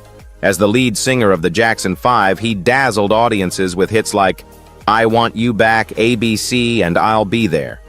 By the time he was a teenager, he was already a global star. In the 1980s, Jackson transformed into the king of pop. His 1982 album Thriller remains the best-selling album of all time, with more than 66 million copies sold worldwide. Singles like Billie Jean Beat It and the title track became cultural milestones. His innovative music videos featuring groundbreaking choreography and storytelling turned MTV into a global phenomenon. Jackson continued to push boundaries with Bad 1987, Dangerous 1991, and History 1995, cementing his reign with songs like Smooth Criminal Black or White and Earth Song. His moonwalk became one of the most iconic dance moves ever performed, and his concerts drew record-breaking crowds across the globe. Do you think Michael Jackson's greatest legacy lies in his unmatched music catalog, his revolutionary dancing, or the way he used his platform to address global issues? Beyond the stage, Jackson was a humanitarian, donating millions to charities and promoting causes such as children's welfare, HIV/AIDS research, and world peace. Songs like Man in the Mirror and Heal the World reflected his belief in music as a tool for change. However, his life was also marred by controversies, legal battles, and intense media scrutiny. These struggles often overshadowed his artistry in the press, yet fans around the world remained devoted to the star who had defined their youth. On June 25, 2009, Michael Jackson died at the age of 50 from acute propofol intoxication, a shocking loss that sent shockwaves across the globe. His memorial service was watched by over 1 billion people worldwide, underscoring his unparalleled cultural impact. Michael Jackson's influence on music, dance, fashion, and performance remains unmatched. From pop to R&B, hip-hop to K-pop, his fingerprints are everywhere. He was not just a star, he was a universal symbol of creativity, ambition, and the power of music to unite people across every boundary. Teddy Pendergrass. Teddy Pendergrass was one of the most powerful and passionate voices in soul music. A singer whose life was marked by both soaring triumphs and heartbreaking challenges. Born March 26, 1950 in Philadelphia, Pennsylvania, Pendergrass began his career as a drummer before joining Harold Melvin and the Blue Notes in the early 1970s. With Teddy as the lead singer, the group skyrocketed to fame with hits like If You Don't Know Me By Now and Wake Up Everybody. His commanding baritone instantly set him apart, carrying both grit and tenderness. By the mid-1970s, Pendergrass launched his solo career, quickly becoming a superstar. His debut self-titled album 1977 went platinum, and singles like Close the Door and Turn Off the Lights turned him into an icon of sensual R&B. His concerts, particularly his famed For Women Only shows, cemented his image as a sex symbol, drawing thousands of devoted female fans. At one point, he became the first African-American singer to record 5 consecutive platinum albums, an achievement that underscored his dominance in R&B. In 1982, tragedy struck when a car accident left Pendergrass paralyzed from the chest down. Many assumed his career was over, but Teddy refused to give up. He returned to the stage at Live Aid in 1985, performing in front of a global audience, a moment that became one of the most emotional in music history. His later hit, Joy 1988, proved he still had the ability to move audiences even while performing from a wheelchair. Pendergrass's perseverance inspired millions, showing that artistry could survive even the greatest personal hardships. He continued recording and performing into the 1990s and early 2000s, mentoring young singers and advocating for spinal cord injury research. On January 13, 2010, Teddy Pendergrass passed away at 59 from complications related to colon cancer. His death left a void in the world of R&B, but his legacy of passion, strength, and resilience endures. Solomon Burke. Solomon Burke was larger than life, both in voice and presence. Born March 21, 1942 in Philadelphia, Pennsylvania, he was preaching in church by age 7 and hosting a gospel radio show as a teenager.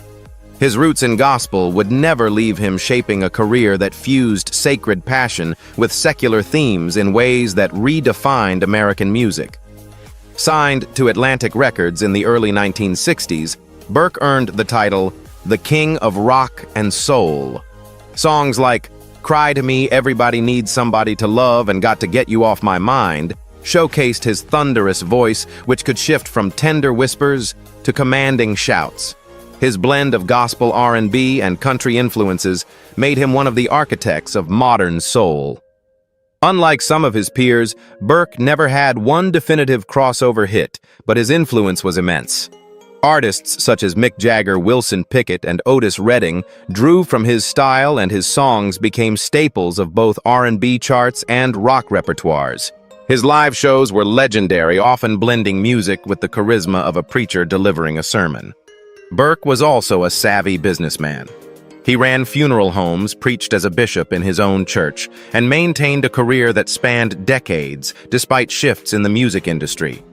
His sense of dignity and self-sufficiency set him apart, and he became a symbol of independence in a business that often exploited artists. In the 2000s, Burke enjoyed a renaissance with the Grammy-winning album Don't Give Up on Me, 2002, which featured songs written for him by artists like Bob Dylan, Van Morrison, and Brian Wilson. It introduced his powerful voice to a new generation, reminding the world of his unmatched artistry. On October 10, 2010, Solomon Burke died suddenly at age 70 while on a flight to Amsterdam for a performance. Even in his final days, he was still working, still spreading music and spirit across the globe. Solomon Burke's career spanned more than 50 years, and his legacy remains embedded in every corner of soul music. He wasn't just a singer, he was a preacher of love, resilience, and unity, and his voice continues to inspire audiences worldwide. Etta James. Etta James was a voice of raw passion, a woman who could shift from heart-wrenching ballads to fiery blues with breathtaking ease.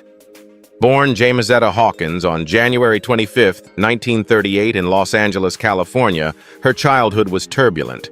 Abandoned by her mother and raised by caregivers, she turned to music as both escape and salvation.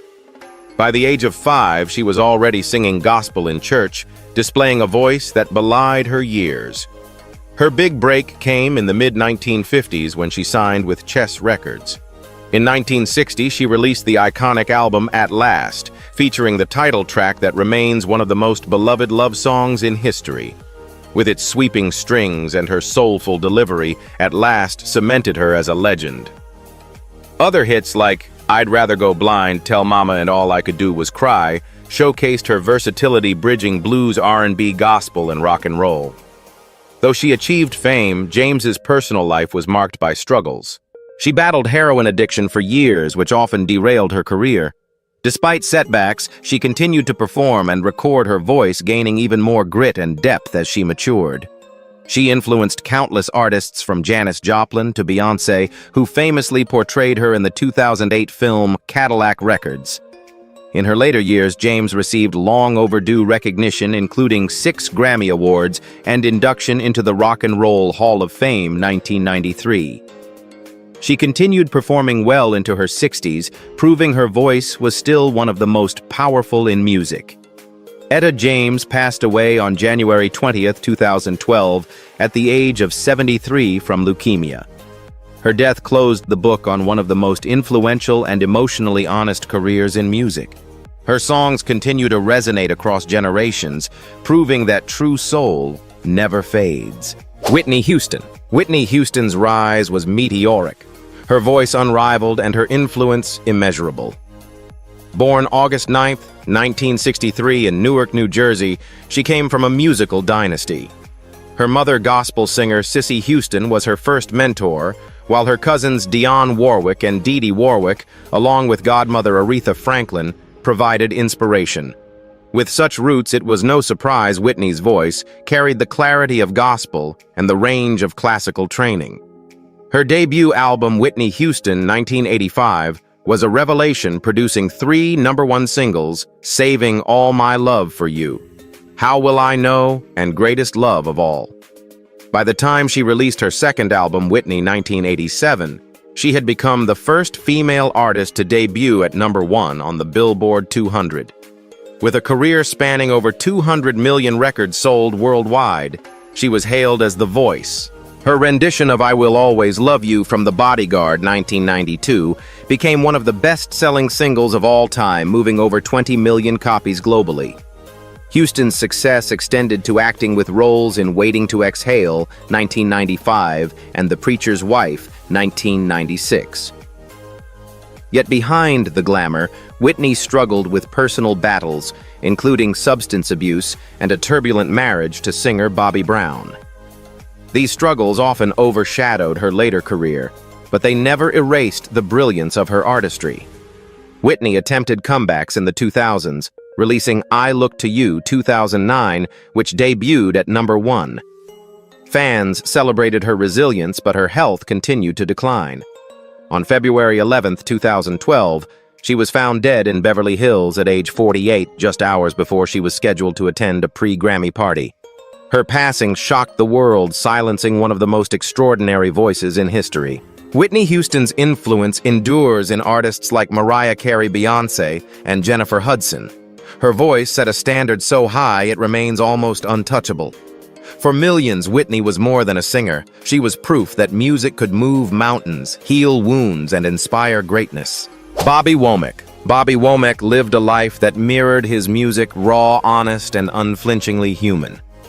Born March 4, 1944 in Cleveland, Ohio, he grew up in a poor but musical family. Alongside his brothers, he formed the gospel group the Womack Brothers, eventually mentored by Sam Cooke. Cooke signed them to his label in the early 1960s, renaming them the Valentinos and giving Bobby his first taste of the spotlight. Their early success with It's All Over Now, later covered by the Rolling Stones, set the stage for Womack's long, complicated journey through the world of soul.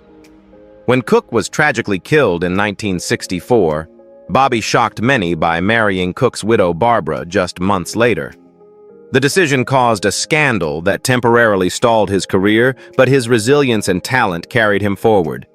He became an in-demand session guitarist, playing for legends like Aretha Franklin, Ray Charles, and Wilson Pickett. His songwriting also flourished, penning classics such as Breezin' for George Benson and Trust Me for Janis Joplin. His solo career soared in the 1970s with albums like Communication 1971 and Facts of Life 1973. Songs such as That's the Way I Feel About Cha and If You Think You're Lonely Now revealed his knack for weaving pain and passion into unforgettable melodies. His raspy voice was both comforting and haunting, making him a storyteller audiences trusted. Despite his artistry, Womack struggled with personal demons, battling drug addiction and enduring turbulent relationships. Yet time and again he returned to music with renewed strength. In the 1980s, he reached new heights with Across 110th Street, a song that later became iconic in Quentin Tarantino's Jackie Brown. In the 2010s, after decades of ups and downs, Womack experienced a late career renaissance. His 2012 album, The Bravest Man in the Universe, produced by Damon Albarn and Richard Russell, introduced him to a new generation of fans. Bobby Womack passed away on June 27, 2014, at 70 years old, leaving behind one of the most complex and inspiring legacies in R&B and soul. He was proof that even a troubled life could produce timeless art. Percy Sledge. Few songs capture the essence of heartbreak, like Percy Sledge's When a Man Loves a Woman.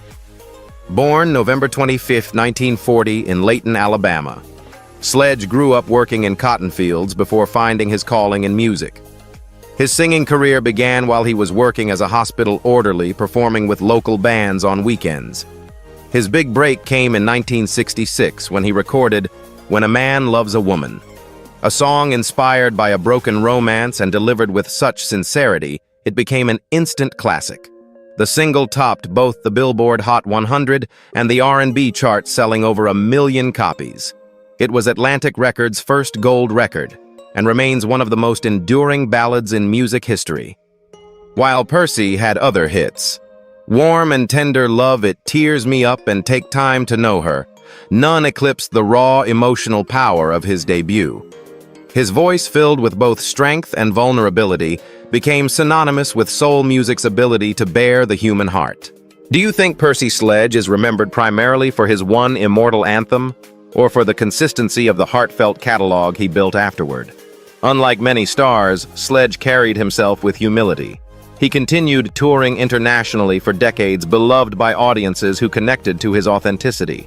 He was inducted into the Rock and Roll Hall of Fame in 2005, finally receiving recognition for his immense influence.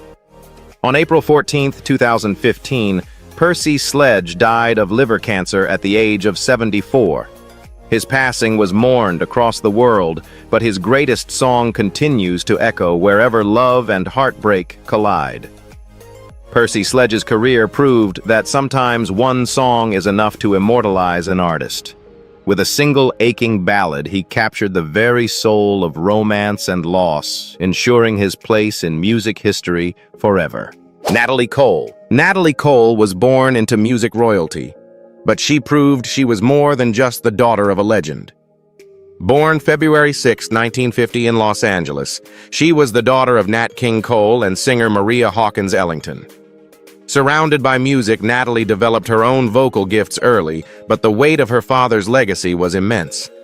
After Nat's death in 1965, she struggled with grief, yet carried forward the Cole family name with pride. In the mid-1970s, Natalie burst onto the scene with her debut album Inseparable 1975, featuring hits like This Will Be an Everlasting Love and Inseparable. Her fresh voice and vibrant stage presence won her 2 Grammy Awards, including Best New Artist. Critics hailed her as the natural successor to Aretha Franklin in the soul and R&B world. She followed with platinum albums such as Thankful 1977 and I Love You So 1979, building a catalog of joyful anthems and tender ballads. But as her career blossomed, Cole faced serious challenges. In the 1980s, she battled drug addiction that threatened to derail her success. With determination and rehabilitation, she fought her way back, emerging stronger both personally and musically. Her greatest triumph came in 1991 with the album Unforgettable, with Love, a tribute to her father. The project included a groundbreaking virtual duet of Unforgettable, with Nat King Cole using studio technology to blend their voices across time. The album sold over 7 million copies in the US and won 7 Grammy Awards, including Album of the Year. It was both a family homage and proof of her artistry in her own right. Natalie continued performing and recording throughout the 1990s and 2000s, embracing jazz standards and contemporary R&B with equal grace.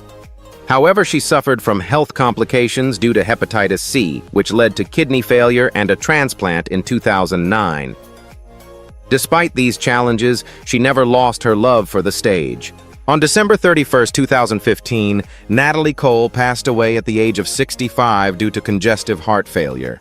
Her death was mourned worldwide as fans remembered her as both a torchbearer of her father's legacy and a remarkable artist in her own right. Natalie Cole's voice remains eternal, a bridge between generations. Jimmy Ruffin. Jimmy Ruffin may not have achieved the fame of some Motown giants, but his voice carried a sincerity that touched millions. Born May 7, 1936, in Collinsville, Mississippi, Ruffin was the older brother of David Ruffin, future lead singer of The Temptations. Both brothers would leave their mark on Motown, but Jimmy carved a more understated, deeply emotional path. After signing with Motown in the early 1960s, Ruffin found his defining moment in 1966 with the release of What Becomes of the Brokenhearted. The song, with its soaring arrangement and heartbreaking lyrics, became a global hit, reaching number 7 on the Billboard Hot 100. Its universal theme of lost love made it one of Motown's most enduring ballads.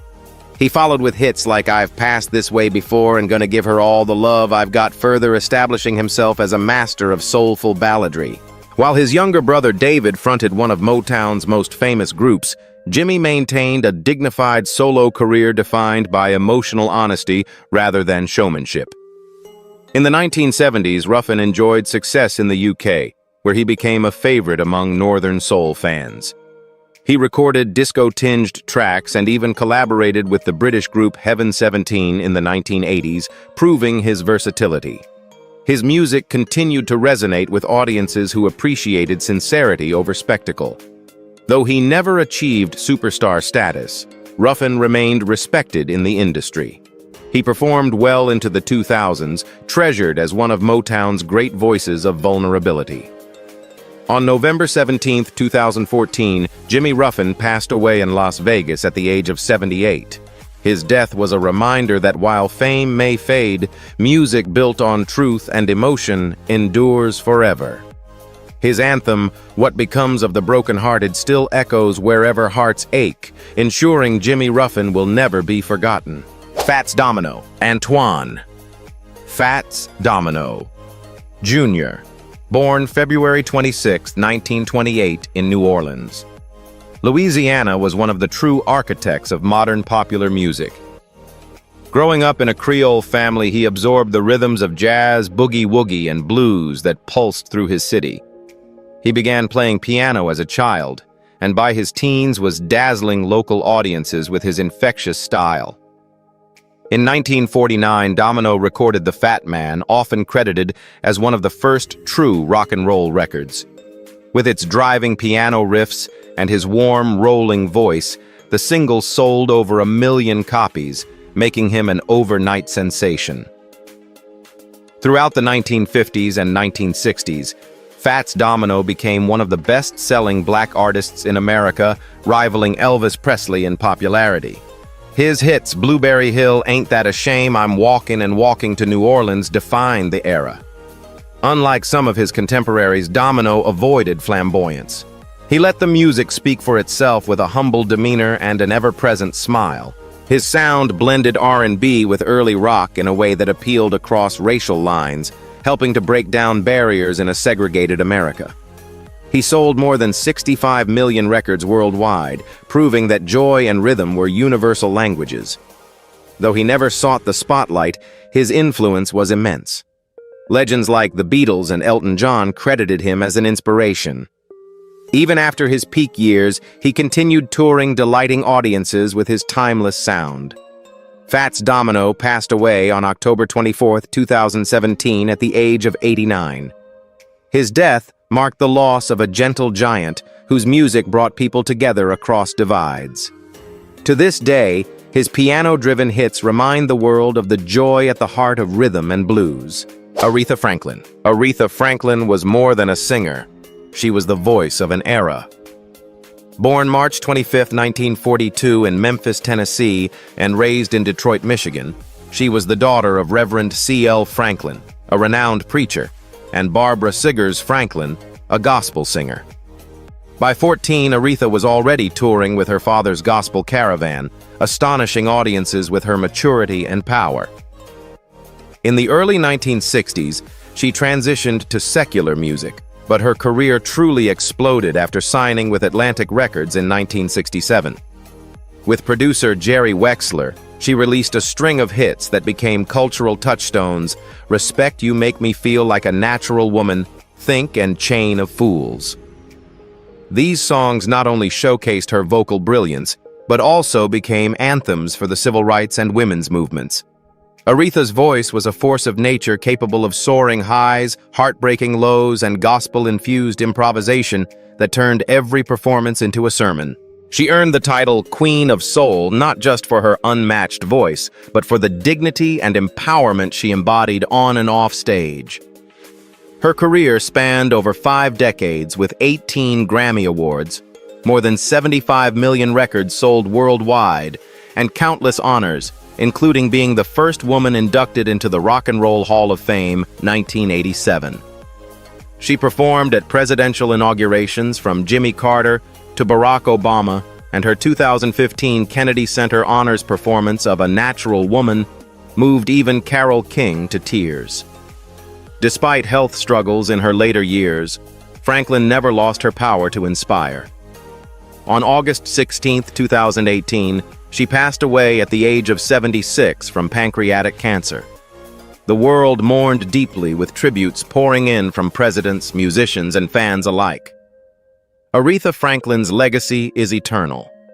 She was not only the Queen of Soul, but also a symbol of resilience, pride, and freedom. Every note she sang carried the weight of history, and her music remains a beacon of empowerment and truth. Bill Withers. Bill Withers was never the flashy kind of star. His genius lay in simplicity songs that felt like honest conversations and melodies that wrapped listeners in warmth. Born July 4, 1938 in Slab Fork, West Virginia, Withers grew up in a coal mining town. He developed a stutter as a child, which made him shy, but he found confidence in music. After serving in the U.S. Navy for 9 years, he moved to Los Angeles in the late 1960s to pursue his dream, all while working in factories to pay the bills. His persistence paid off in 1971 with the release of his debut album, Just As I Am, produced by Booker T. Jones. The record featured the timeless Ain't No Sunshine, which won him his first Grammy Award. Withers' unpretentious delivery and heartfelt lyrics connected instantly with audiences. He followed with other classics: Lean on Me, 1972, Use Me Lovely Day, 1977, and Just the Two of Us, 1981 songs that remain fixtures in popular culture. Withers was unusual in the music industry. He never chased stardom, preferring authenticity over spectacle. He famously said he wrote about real-life love, struggle, hope, and humanity. Despite his success, he often felt out of place in the entertainment world and stepped away from recording in the mid-1980s, choosing family life over fame. Even with a relatively brief career, Withers left an indelible mark. His music has been covered and sampled by countless artists, from Club Nouveau's Grammy-winning version of Lean on Me to hip-hop's embrace of his grooves. His songs remain cultural touchstones in schools, churches, weddings, and even protest marches.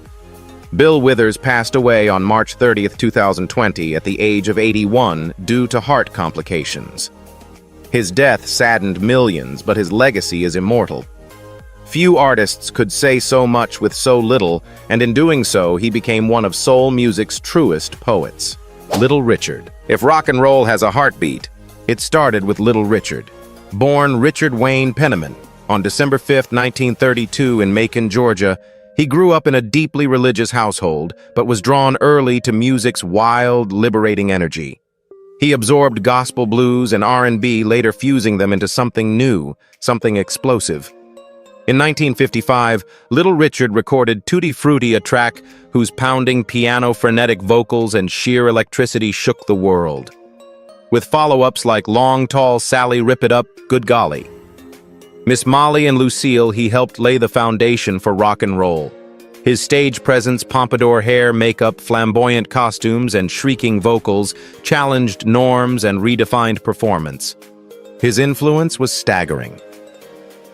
Elvis Presley. The Beatles. James Brown and Prince all cited him as a key inspiration. He didn't just open doors, he kicked them down, paving the way for artists to express themselves with unapologetic boldness. Yet Little Richard's life was filled with contradictions. He frequently wrestled with reconciling his religious upbringing with his flamboyant persona, sometimes stepping away from secular music to focus on gospel before returning to the stage. Despite these struggles, his impact never waned. Over his career, he sold more than 30 million records, was inducted into the Rock and Roll Hall of Fame in 1986, and earned the Grammy Lifetime Achievement Award. His songs remain some of the most covered in music history. Little Richard passed away on May 9, 2020, at the age of 87 from bone cancer. His death marked the loss of one of music's greatest pioneers, but his influence echoes through every rock anthem, every flamboyant stage act, and every artist daring to be themselves. Little Richard was not just the architect of rock and roll, he was its fire, its soul, and its unapologetic spirit. Frankie Beverly. Frankie Beverly became synonymous with smooth soul and joyful live performances that united generations.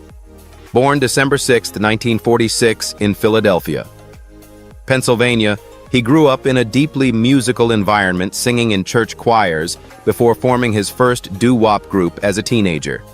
Early in his career, he performed with the Butlers, who later caught the attention of Marvin Gaye. Recognizing his potential, Gaye helped Beverly's band relocate to San Francisco in the 1970s, where they rebranded as Maze, featuring Frankie Beverly. Maze blended soul, funk, and jazz into a sound that was both sophisticated and deeply emotional. With Beverly's warm, raspy vocals at the forefront, the band produced timeless hits such as Before I Let Go, Joy and Pain, Happy Feelings, and We Are One. These tracks became more than songs. They became celebrations of life, often performed at cookouts, family reunions, and festivals across Black communities in America. Would you say Frankie Beverly's lasting influence comes more from his timeless recordings, or from the way Maze's live performances created a culture of unity and joy? Unlike many groups of his era, Maze's music wasn't about chasing trends. Their albums often went gold or platinum, without flashy videos or heavy radio play. Instead, their power was in live shows, energetic, soulful, and communal.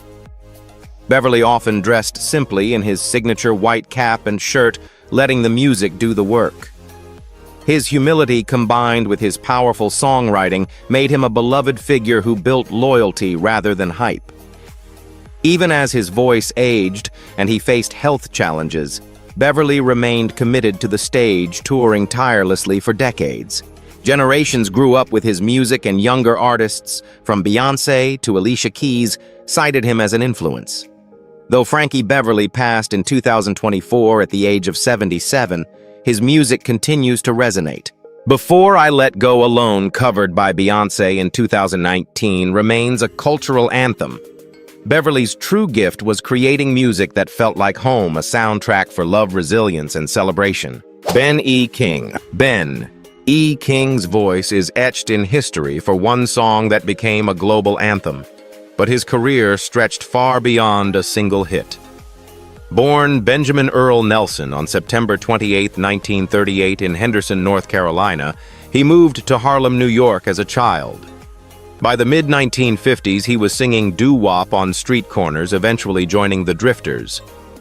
With The Drifter's King helped define early soul and R&B. His lead vocals on classics such as There Goes My Baby, Save the Last Dance for Me, and This Magic Moment catapulted the group into stardom. His smooth, emotive tone set him apart, giving depth to lyrics of romance and longing. In 1960, King embarked on a solo career, and in 1961 he recorded Stand By Me, co-written with Jerry Lieber and Mike Stoller. The track combined gospel emotion with pop sensibility. It reached number 4 on the Billboard Hot 100 and became one of the most enduring songs of the 20th century. The song resurged in 1986 after being featured in the film Stand By Me, climbing the charts again and solidifying its place in history. Beyond his signature song, King released hits like Spanish Harlem and Don't Play That Song, You Lied. He also remained a beloved live performer for decades, captivating audiences worldwide with his voice and presence. Unlike many artists of his era, King stayed active in music into his later years, often performing for charitable causes and mentoring younger artists. King's achievements were recognized when Stand By Me was inducted into the Library of Congress's National Recording Registry and listed among Rolling Stone's 500 greatest songs of all time. He also earned induction into the Rock and Roll Hall of Fame as a member of the Drifters. On April 30, 2015, Benny King passed away at the age of 76. His death marked the loss of one of soul's most gentle yet commanding voices. But with Stand By Me, he left behind a song of unity, love, and resilience that continues to comfort and inspire across cultures and generations. Maurice White. Maurice White was more than a musician. He was a visionary who reshaped the sound of R&B, soul, and funk, blending it with jazz, gospel, and even African rhythms to create music that uplifted as much as it entertained. Born December 19, 1941 in Memphis, Tennessee, White grew up surrounded by gospel and blues traditions. He began his career as a drummer, playing sessions at Chess Records in Chicago, where he backed legends like Etta James, Muddy Waters, and Fontella Bass. Those years gave him a foundation in rhythm and musical discipline that would guide his later innovations.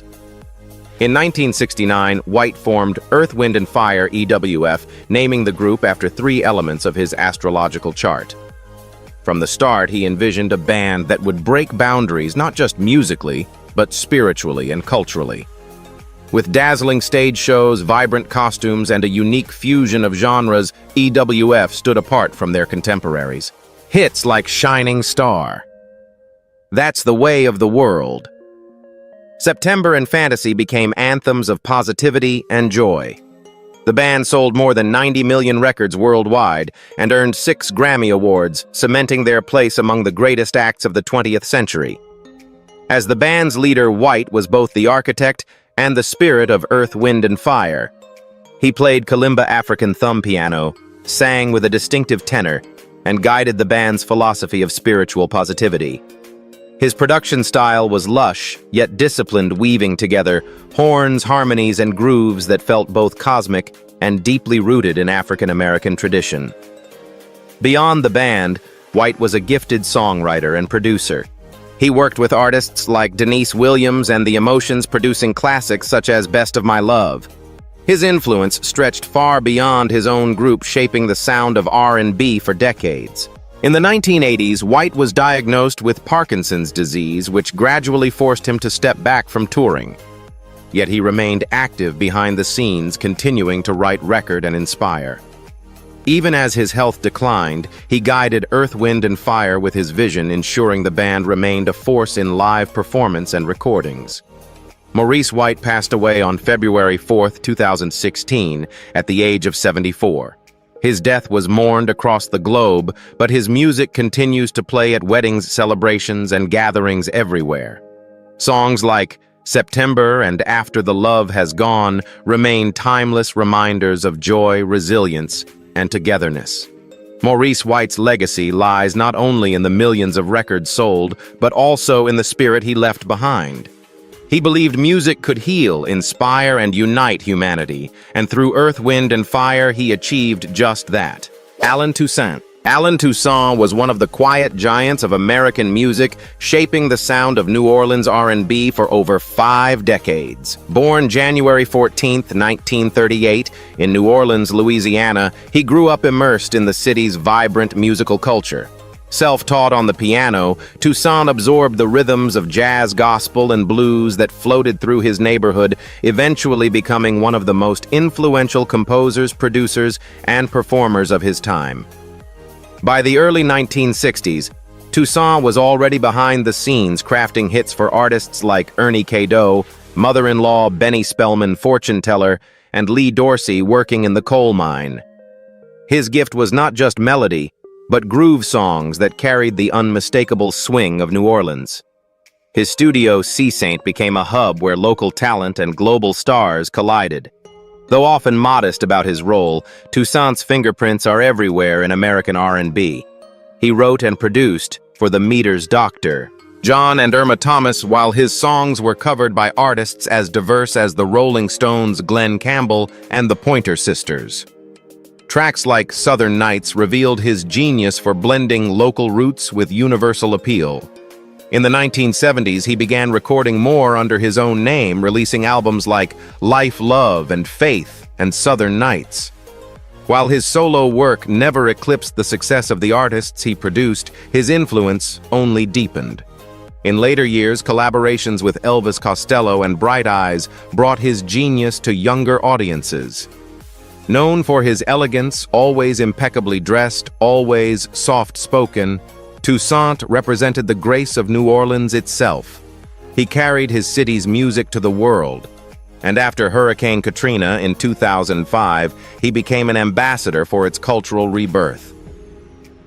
On November 10, 2015, Allen Toussaint died suddenly at age 77 while touring in Spain. His passing was a shock, but his songs live on as part of the DNA of American soul and R&B. Isaac Hayes. Isaac Hayes was more than a musician. He was a revolutionary who changed how soul music sounded, looked, and felt. Born August 20, 1942 in Covington, Tennessee, Hayes grew up in poverty and was largely self-taught on the piano organ and saxophone. By the early 1960s, he had joined Stax Records in Memphis as a session musician, quickly proving himself as both a gifted arranger and songwriter. With songwriting partner David Porter Hayes, penned dozens of hits for Stax artists, including Sam and Dave's Soul Man and Hold On I'm Comin'. But it was as a solo artist that Hayes became a cultural icon.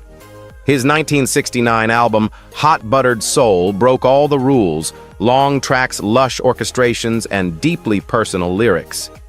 It redefined soul music, paving the way for funk and disco. Hayes's persona was as striking as his sound.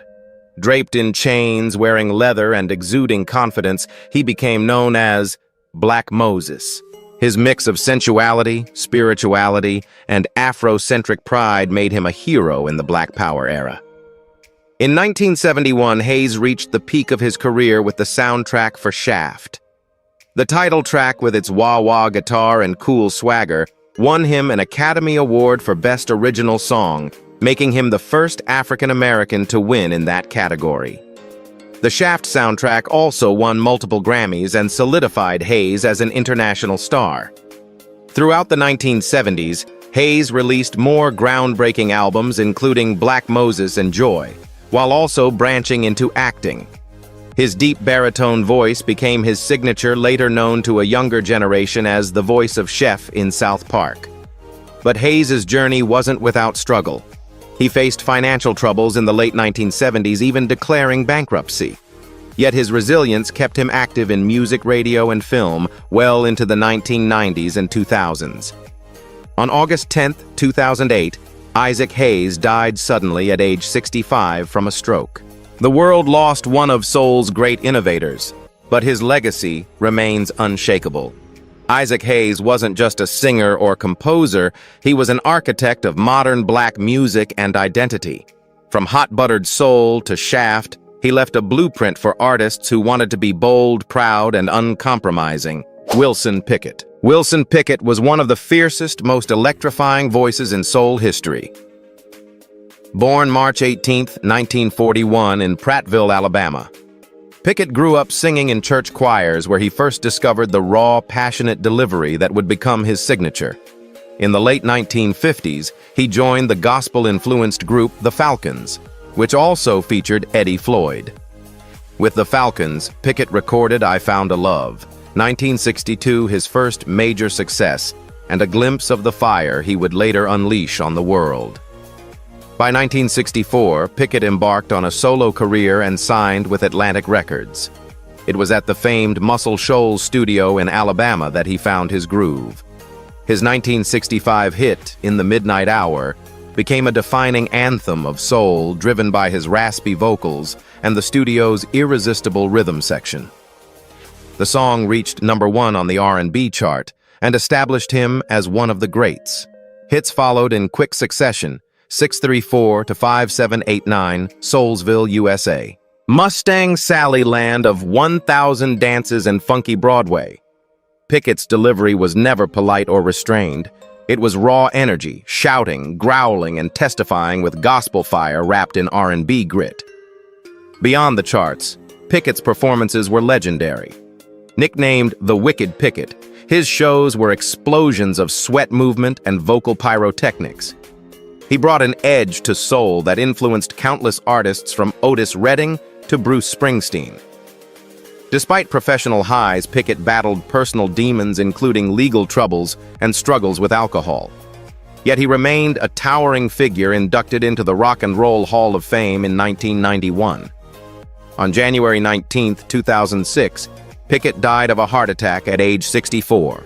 His death marked the end of an era, but his wicked energy lives on every time a horn section blares and a soul singer dares to shout with abandon.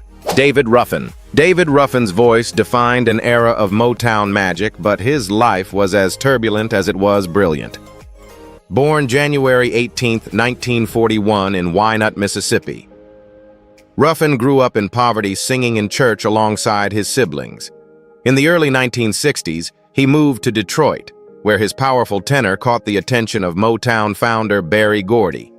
Ruffin joined the Temptations in 1964, just as the group was on the rise. His gritty, emotional tenor took them to new heights. With Ruffin as lead, the Temptations delivered some of Motown's most enduring hits, My Girl Ain't Too Proud to Beg, Beauty Is Only Skin Deep and I Wish It Would Rain. His ability to convey both joy and heartache made him one of the era's standout vocalists. At the peak of his fame, Ruffin became a charismatic, if sometimes difficult, figure. He wanted top billing as David Ruffin and the Temptations, which created tension within the group. By 1968, his behavior, fueled by ego and substance abuse, led to his dismissal. After leaving the Temptations, Ruffin pursued a solo career. His 1969 single, My Whole World Ended the Moment You Left Me, was a hit, but his solo career never fully matched the success he enjoyed with the group. Still, his voice remained in demand, and he collaborated with artists like Eddie Kendricks, and even appeared with the Temptations for special reunions. Ruffin's later years were marked by continued struggles with drugs and legal troubles. Despite this, he remained beloved by fans, admired for the deep soul he brought to every note he sang. On June 1, 1991, David Ruffin died at age 50 after an apparent drug overdose in Philadelphia. His passing shocked the Motown community and left fans mourning the loss of one of soul's most distinctive voices. David Ruffin's legacy is bittersweet. He embodied both the brilliance and the heartbreak of soul music, a man whose voice could lift hearts, but whose demons ultimately consumed him. Still, whenever my girl plays, the world remembers the magic he left behind. Sam Moore. Sam Moore, best known as one half of the legendary duo Sam and Dave, was one of the most dynamic voices in R&B history.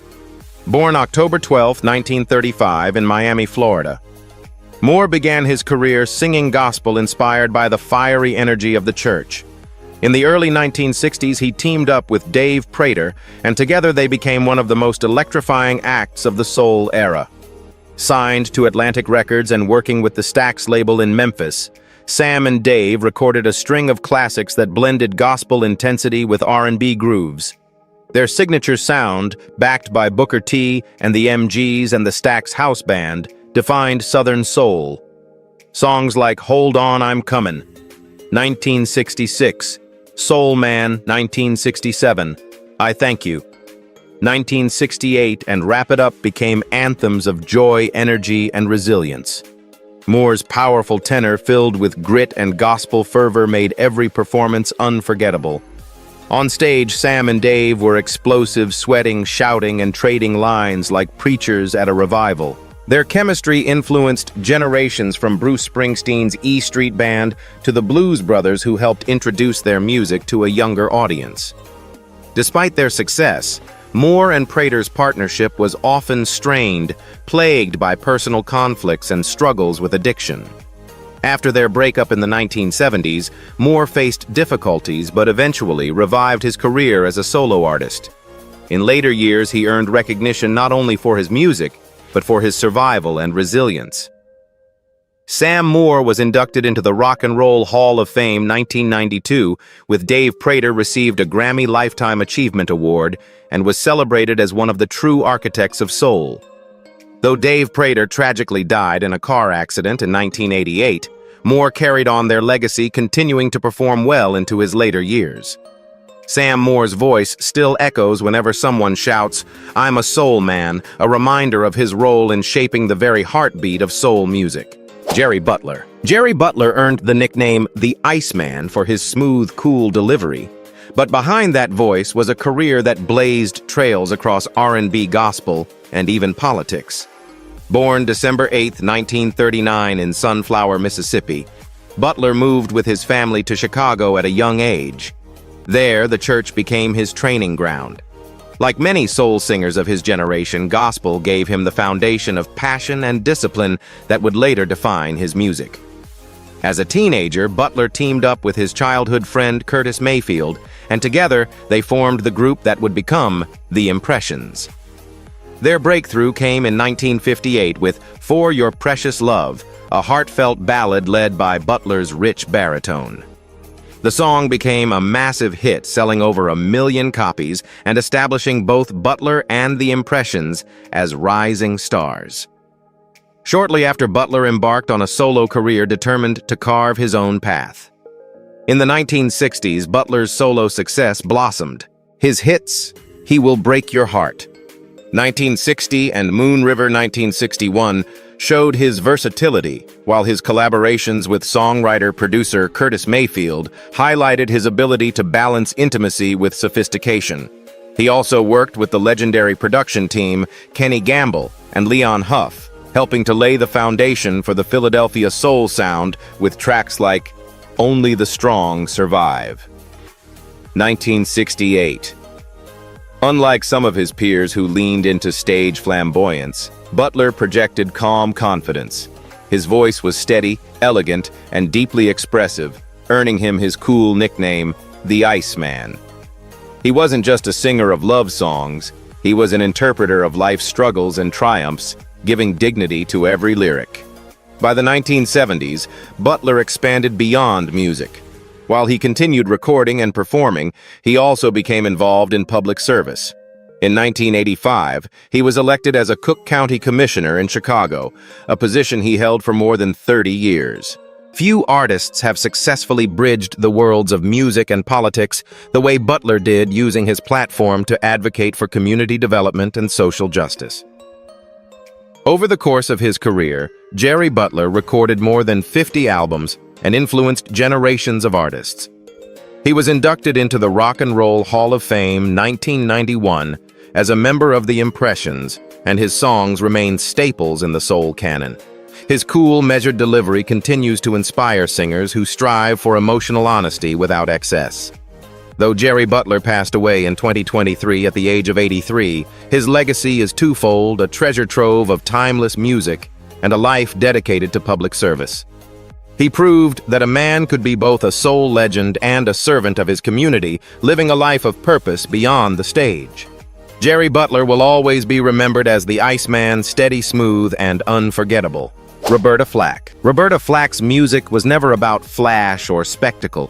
It was about intimacy, subtlety, and the kind of quiet power that could stop a room cold.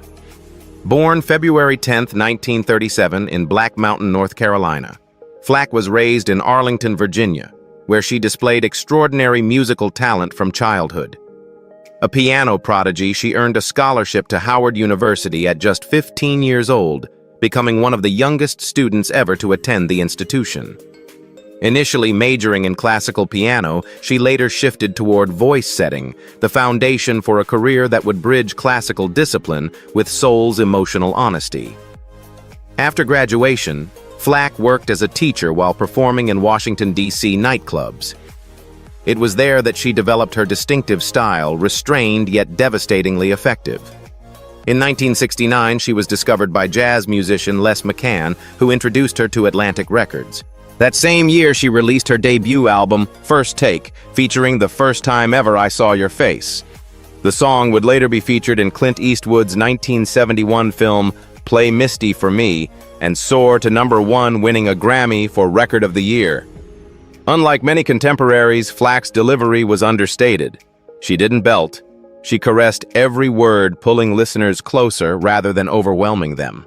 This approach became her signature, earning her a reputation as the queen of the quiet storm sound. Do you think Roberta Flack's enduring legacy lies more in her whispered intimacy that redefined soul singing, or in the timeless anthems she recorded that continue to shape R&B and pop? In 1972, she teamed with Donny Hathaway, creating one of the most beloved duos in soul history. Their recordings, Where Is the Love? The Closer I Get to You and their rendition of You've Got a Friend are masterclasses in harmony and emotional depth. Flack and Hathaway's partnership was tragically cut short by his death in 1979, but their work together remains among the most cherished duets ever recorded. Flack's career in the 1970s and 1980s continued to flourish with hits like Killing Me Softly with his song 1973, which earned her a second consecutive Grammy for Record of the Year, making her the first artist to win the award 2 years in a row. Later, her collaboration with Peabo Bryson on Tonight I Celebrate My Love 1983 gave her another enduring classic. Over her lifetime, Flack sold millions of records worldwide, earned 4 Grammy Awards, and influenced generations of singers from Lauryn Hill to Alicia Keys. Her ability to blend folk jazz, classical, and soul created a sound uniquely her own, one that didn't need volume to demand attention.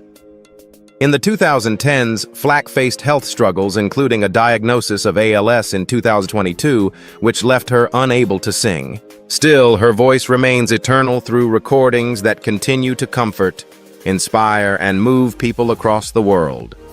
Roberta Flack's legacy isn't about spectacle, it's about intimacy. She taught the world that the quietest voice can sometimes carry the greatest power. Legends like these remind us that music is not just entertainment, it is history, memory, and emotion woven into sound. From their struggles to their triumphs, each voice carried truths that shaped generations and continue to echo long after their passing. Their legacies challenge us to ask, what does it mean to truly leave a mark on the world? At Legends of Black Excellence, we honor their lives and keep their stories alive. Which of these unforgettable artists moves you the most, and why? Share your thoughts, and let the conversation continue.